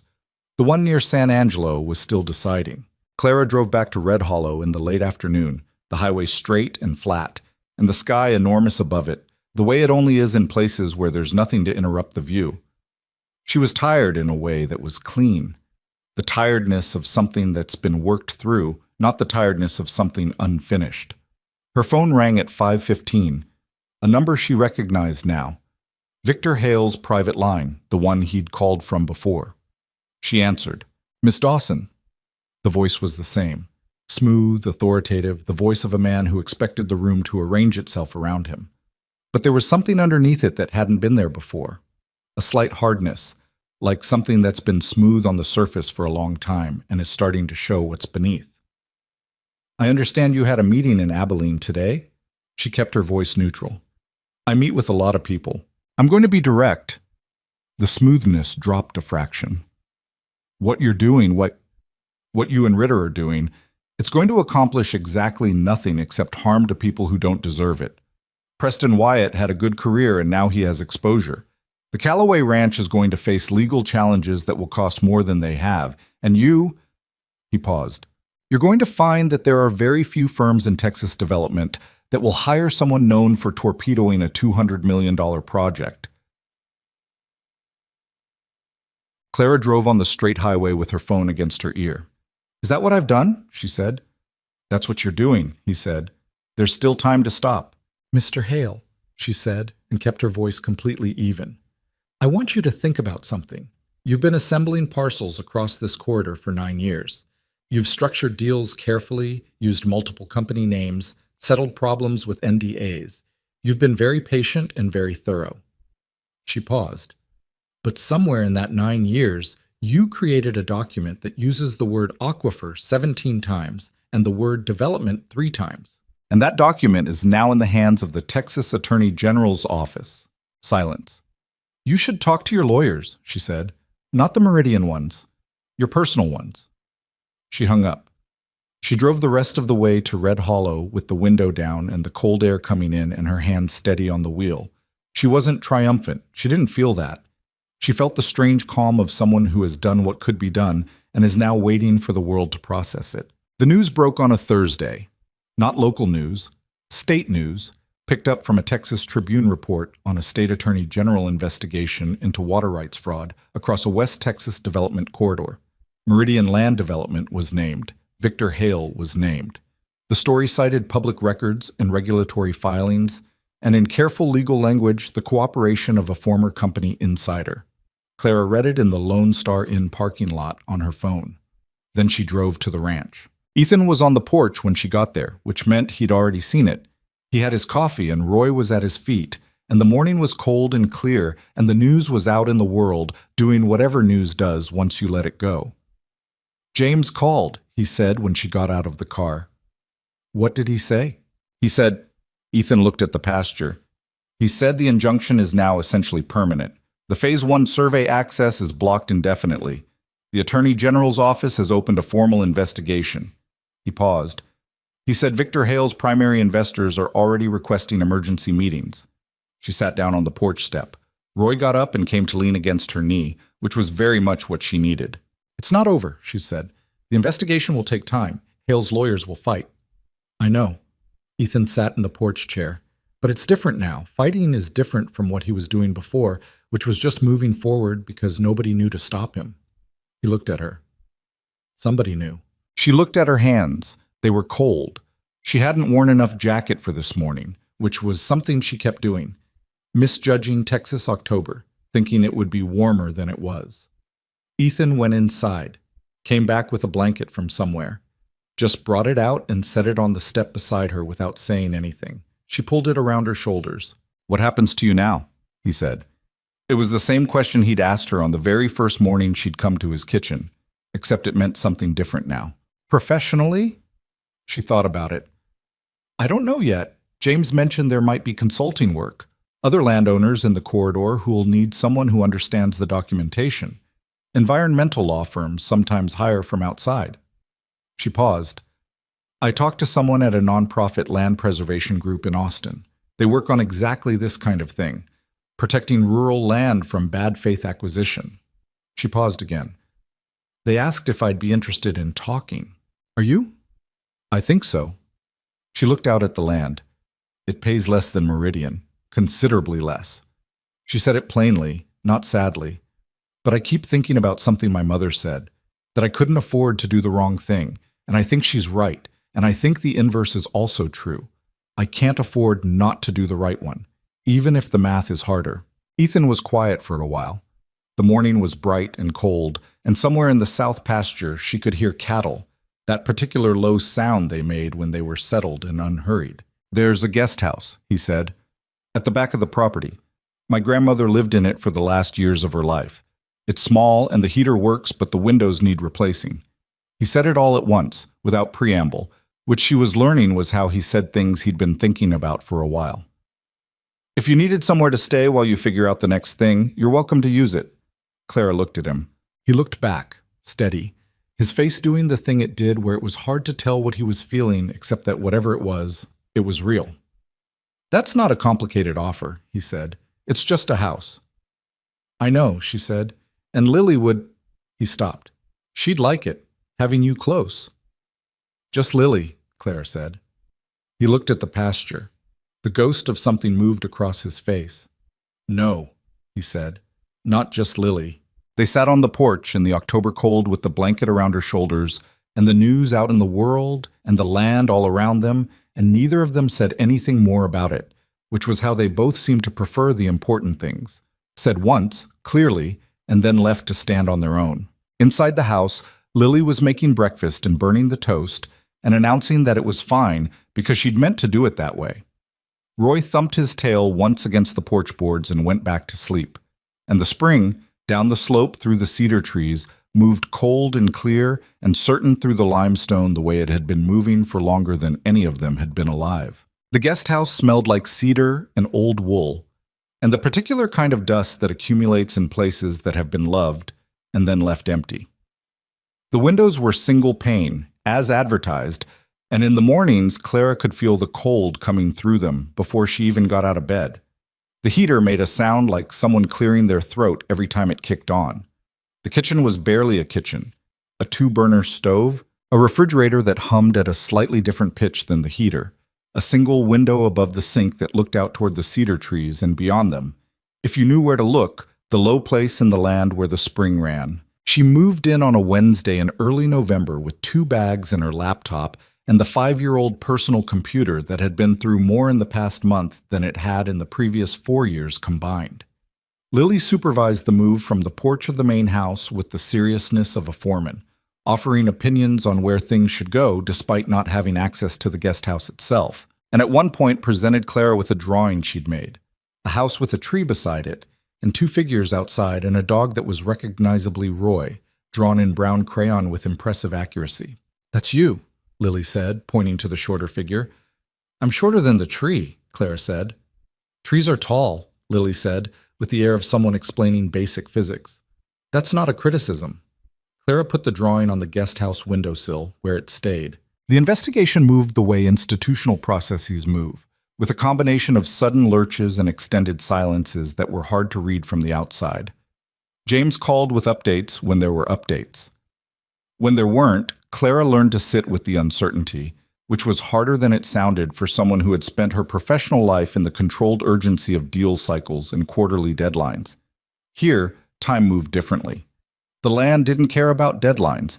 The cattle didn't care. The springs certainly didn't. She started working for the nonprofit in Austin, the land preservation group Cornerstone Rural Trust, remotely, which was possible because most of what they needed from her initially was document analysis and landowner communication, two things she could do from a single-pane window in a cedar-scented guest house in Red Hollow. Her salary was 60% of what Meridian had paid her. She built a spreadsheet on the first day and looked at her debt and her expenses and determined that 60% was survivable if she was careful, and that careful was something she knew how to be. She'd been practicing it her whole life. The work was different from acquisition. Almost opposite, in a way she hadn't fully anticipated. Acquisition was about pressure, identifying leverage, finding the angle, moving people toward a predetermined outcome. What she did for Cornerstone was the reverse of that. She was learning to listen to what land meant to people before anyone told them what it was worth. It turned out that those were very different things, and the gap between them was where most of the damage got done. In the evenings, she ate dinner at the main house more often than not. Not every night.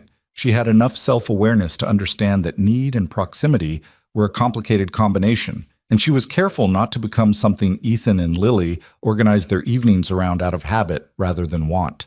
But 3 or 4 times a week, she'd walk across the property in the dark with a flashlight, and Roy would meet her at the gate, and Lily would already be telling her something before she got through the door, something about school or about Pepper the horse, or about whatever book she was currently in the middle of. Ethan cooked, mostly. He was a decent cook in the way of someone who'd had to learn out of necessity and had developed a functional repertoire: chili, brisket, a pasta dish that Lily called the orange one, which Clara suspected was just canned tomatoes and sausage, but which was genuinely good. Sometimes Clara brought things. She'd started going to the Abilene Farmers Market on Saturdays, partly because James's office was in Abilene and she occasionally had meetings there, and partly because there was something grounding about the market, the ordinary human transactions of food and season.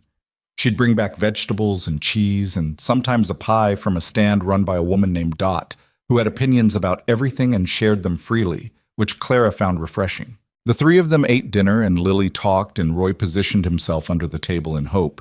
And the evenings passed in the particular way that ordinary life passes, when it's also, quietly, something more than ordinary. She and Ethan didn't talk directly about what was between them for a long time. They talked around it, through it, beside it, in the way of 2 people who have both been hurt enough by the unexpected that they developed a certain respect for things that couldn't be taken back. He'd lost his wife. She'd lost, well, not a person, but a version of herself she'd been building for years. The practical professional who kept her head down and closed deals and told herself the math would eventually work. Losing that version had been painful in ways she was still sorting out. Neither of them was in a hurry. But things have a way of arriving whether you're ready or not. It was a Saturday in late November, cold enough now that frost came at night and stayed on the grass until 10 in the morning. Lily was at a sleepover at a school friend's house. Her first sleepover, which she'd approached with an air of great adventure and mild terror. And Clara had come over to help Ethan repair the guest house windows, which had finally gotten cold enough that she'd mentioned them, and he'd said he'd been meaning to do that, and she'd said she'd help, which was how they ended up on ladders on a Saturday afternoon doing something practical that required proximity, and occasional hands passing things between them, and conversation that kept starting and stopping the way conversations do when people are doing something physical. They'd gotten 2 of the 3 windows done when it started getting dark.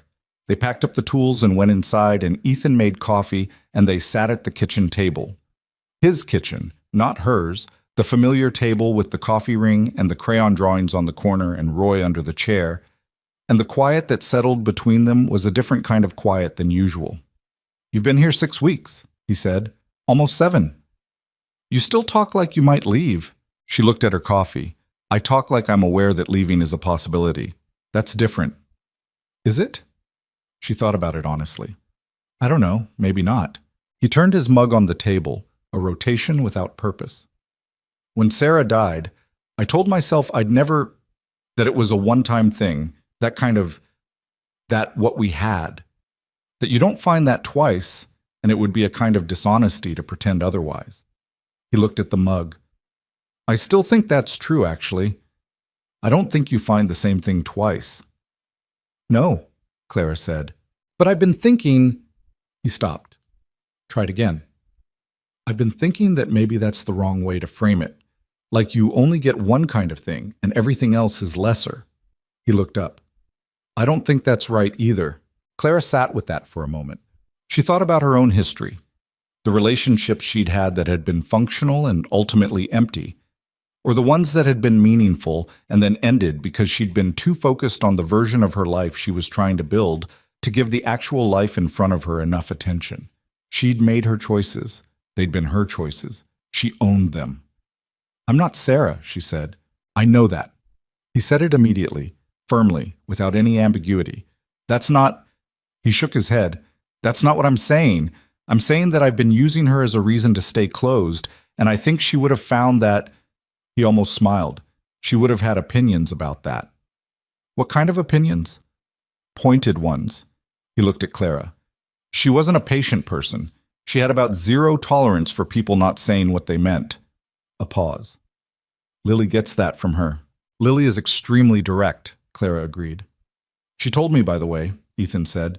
About 2 weeks ago, she said, Dad, do you like Clara the way you liked Mom?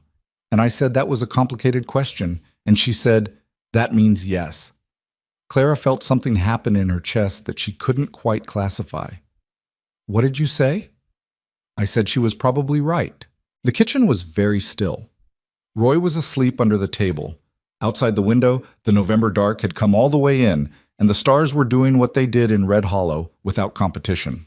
I'm still figuring out who I am after this, Clara said. She said it because it was true, and because she thought he deserved the true version. Meridian wasn't just a job, it was how I understood myself.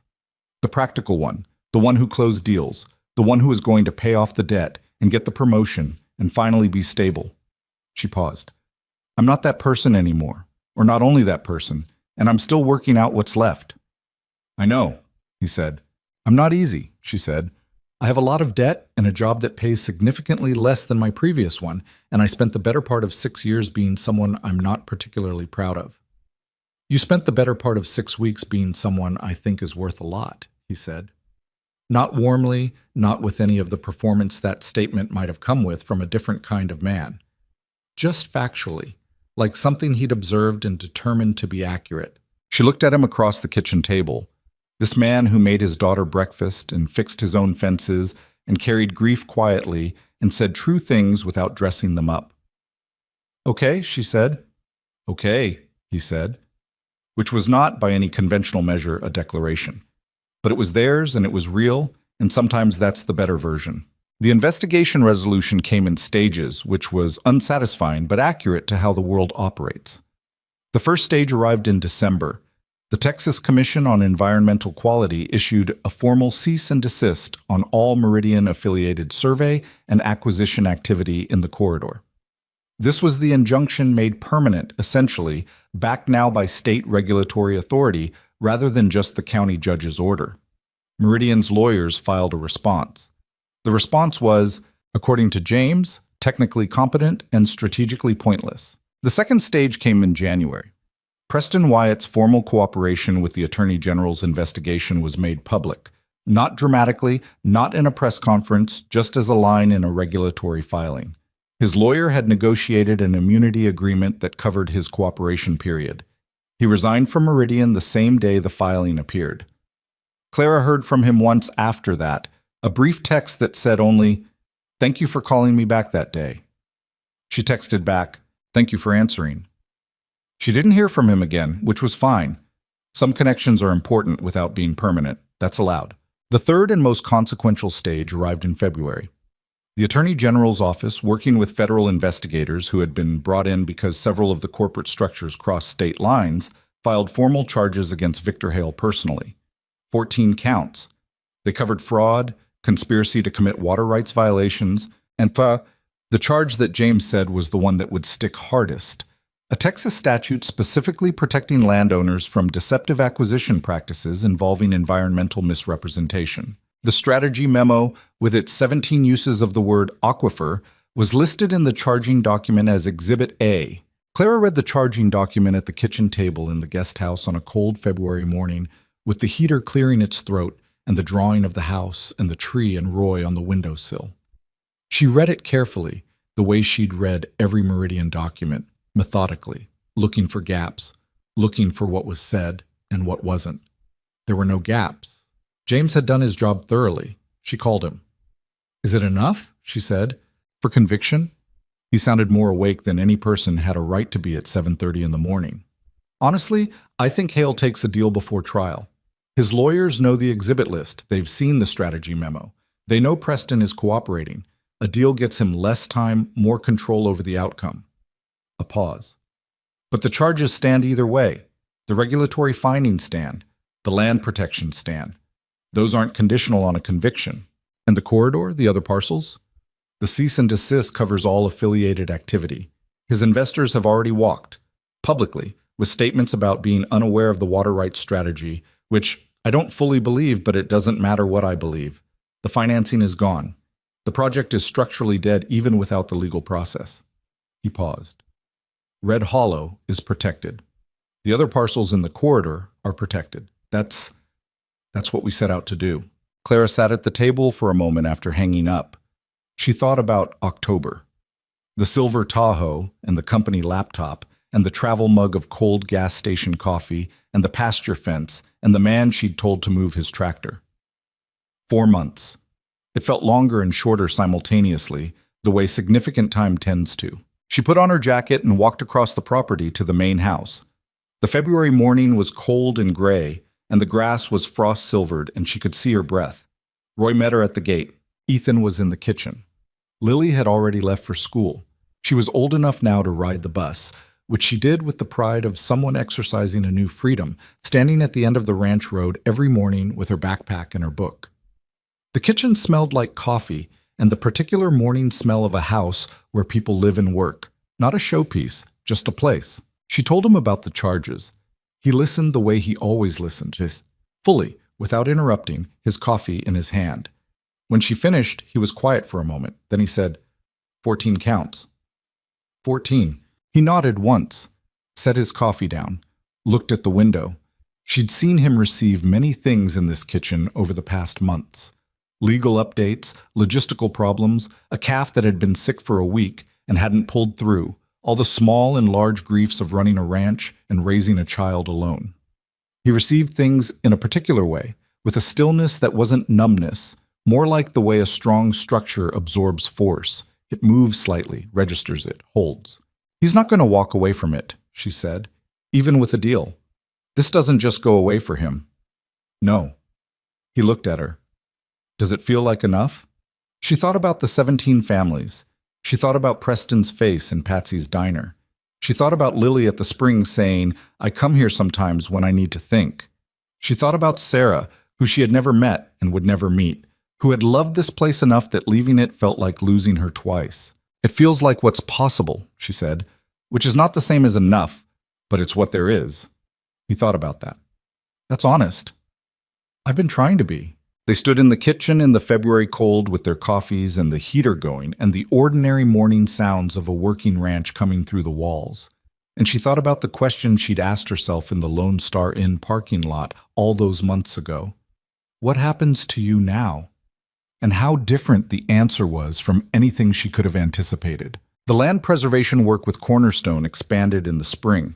As word moved through the corridor about what had happened in Red Hollow, through county networks and ranching communities and the particular way news travels in rural Texas, which is slower than the internet but considerably more thorough, other families started reaching out.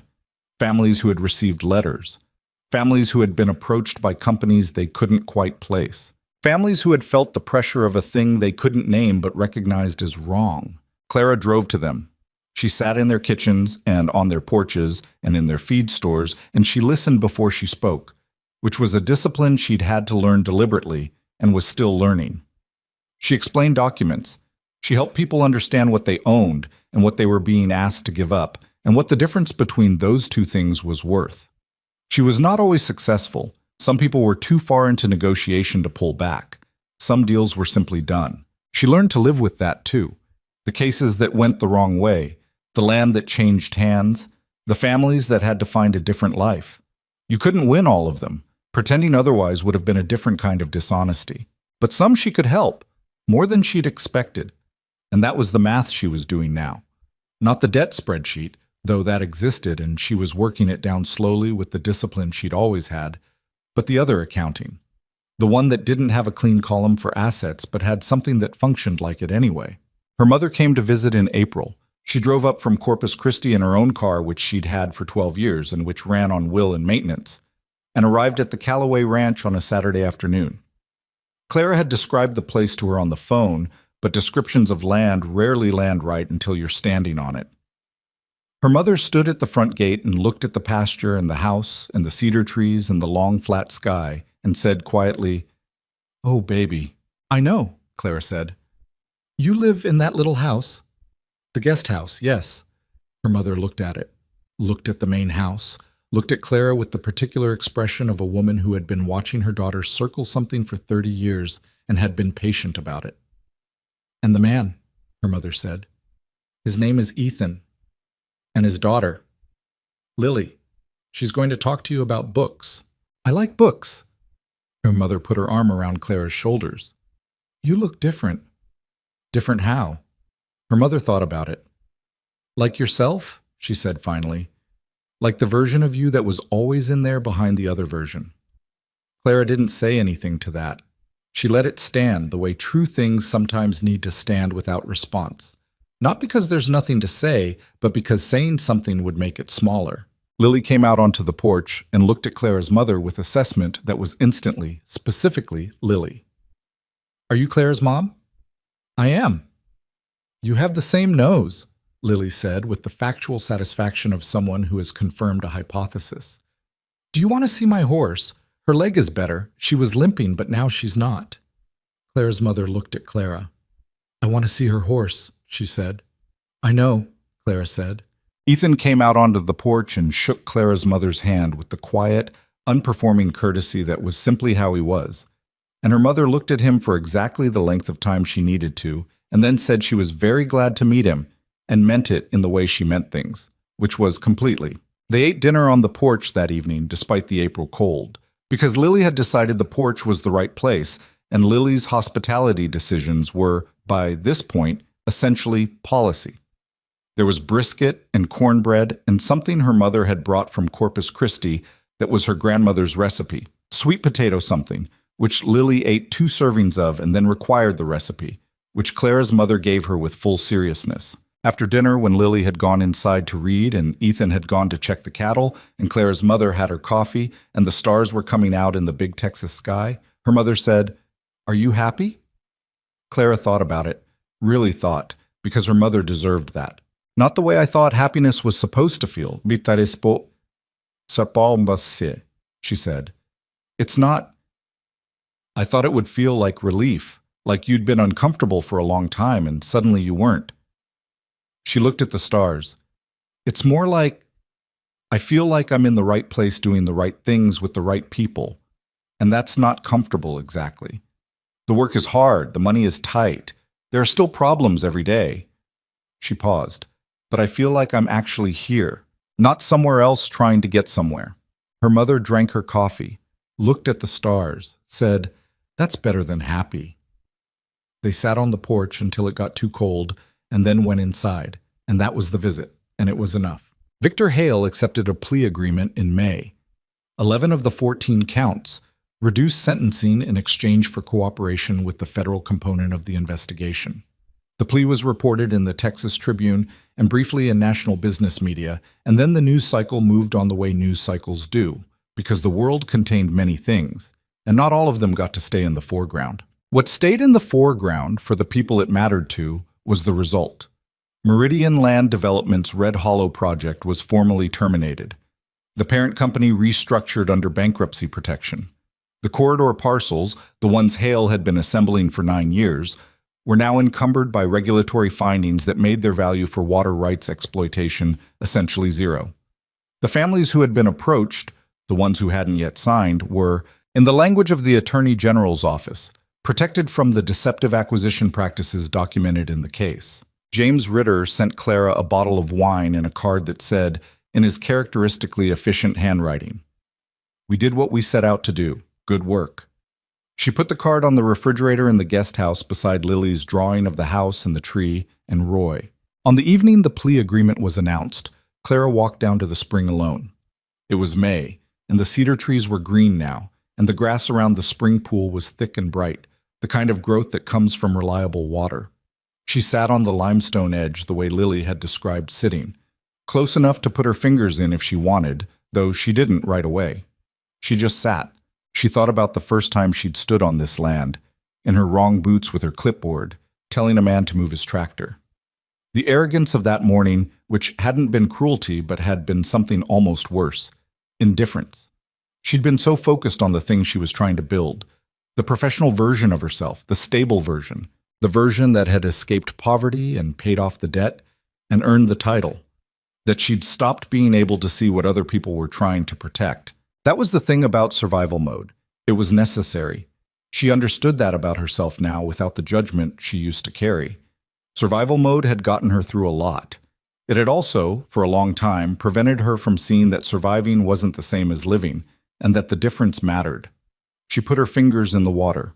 Cold, as Lily had reported, clear down to the pale limestone bottom. She heard footsteps on the path and didn't turn around, because she knew the sound of them. Ethan sat down beside her on the limestone, not close enough to be crowding, just close enough to be there. He looked at the water the way he looked at most things, with full attention that didn't announce itself. "Lily wanted to come," he said. "I told her you might need a minute." "That was perceptive of you." She argued, "I had to deploy the bedtime is non-negotiable line." "How'd that go?" "She went to bed under protest and is definitely reading under her covers with a flashlight right now." Clara smiled. "She gets that from somewhere." "Probably." He picked up a small piece of limestone and turned it over in his hand. "It's done then. The legal part." "The legal part," she said. "The other parts take longer." "Most things do." They sat by the water in the May dark with the cedar trees around them and the stars above doing their reliable work. Somewhere back at the house, a light was on in Lily's window, which confirmed the flashlight hypothesis. "I was thinking," Ethan said after a while. "About what?" He turned the limestone piece in his hands, set it down on the edge of the pool. "About a foundation, land preservation. James has been talking about structuring something, a formal organization that could hold conservation easements for ranching families in the corridor. Use the legal precedent from this case to create something more durable." He looked at the water. "He thinks there's grant funding available, environmental law organizations that would support it." A pause. "He thinks whoever runs the landowner communication and documentation side of it would need to know acquisition law and be good with people and understand what the families are actually trying to protect." Clara looked at him. "I'm not trying to make your professional decisions for you," he said. But Cornerstone is in Austin, and Austin is 3 hours away, and..." He stopped. Tried again. "I'm better at fixing fences than I am at this kind of thing, saying things." He looked at the spring. "The foundation would be based here, in Red Hollow, because the case is here and the relationships are here, and..." He set the limestone piece back down. "Because I'd like you to stay. Not in the guest house. Not as a..." He stopped again. "Ethan," she said. "Yeah. I know what you're saying." He looked at her. "Do you?" "You're not good at saying things," she said. "You're actually fine at saying things. You just take a while." Something moved across his face. "The foundation is a real idea. James can walk you through the structure." "I know it's a real idea." She looked at the water. "I'm going to say yes. To the foundation. To all of it." She looked at him. "To all of it, Ethan." He was quiet for a moment. The spring moved cold and certain through the limestone. Above the cedar tops, the stars were doing what they'd been doing for longer than any of this, longer than the ranch or the road or the town or any of the decisions that had brought two people from very different lives to this particular piece of ground on this particular evening. "Okay," he said. It was the same word she'd used in his kitchen in November. They had a small vocabulary of important words, the two of them. Short, plain, load-bearing. That was fine. Those were often the best kind. He reached over and put his hand over hers on the limestone edge, and she turned her hand over and they held on, which was not a small thing and not a complicated thing, just a human thing, the oldest and most necessary of them. They stayed by the spring until the cold came in properly, and then walked back up through the cedar trees to the house where a light was on in Lily's window. Ethan went in first and went down the hall, and there was a brief negotiation, quiet enough that Clara couldn't hear the words, and then the light in the window went out. She stood in the kitchen and put the kettle on for tea, because she knew where it was now, knew this kitchen the way she knew the guest house and the ranch road and the path to the spring, the way you know places when you've been in them enough times that your body learns them without asking your mind. Ethan came back and sat at the table. Roy arranged himself under the chair. She was on chapter 8, he said. Of what? The Secret Garden. Again.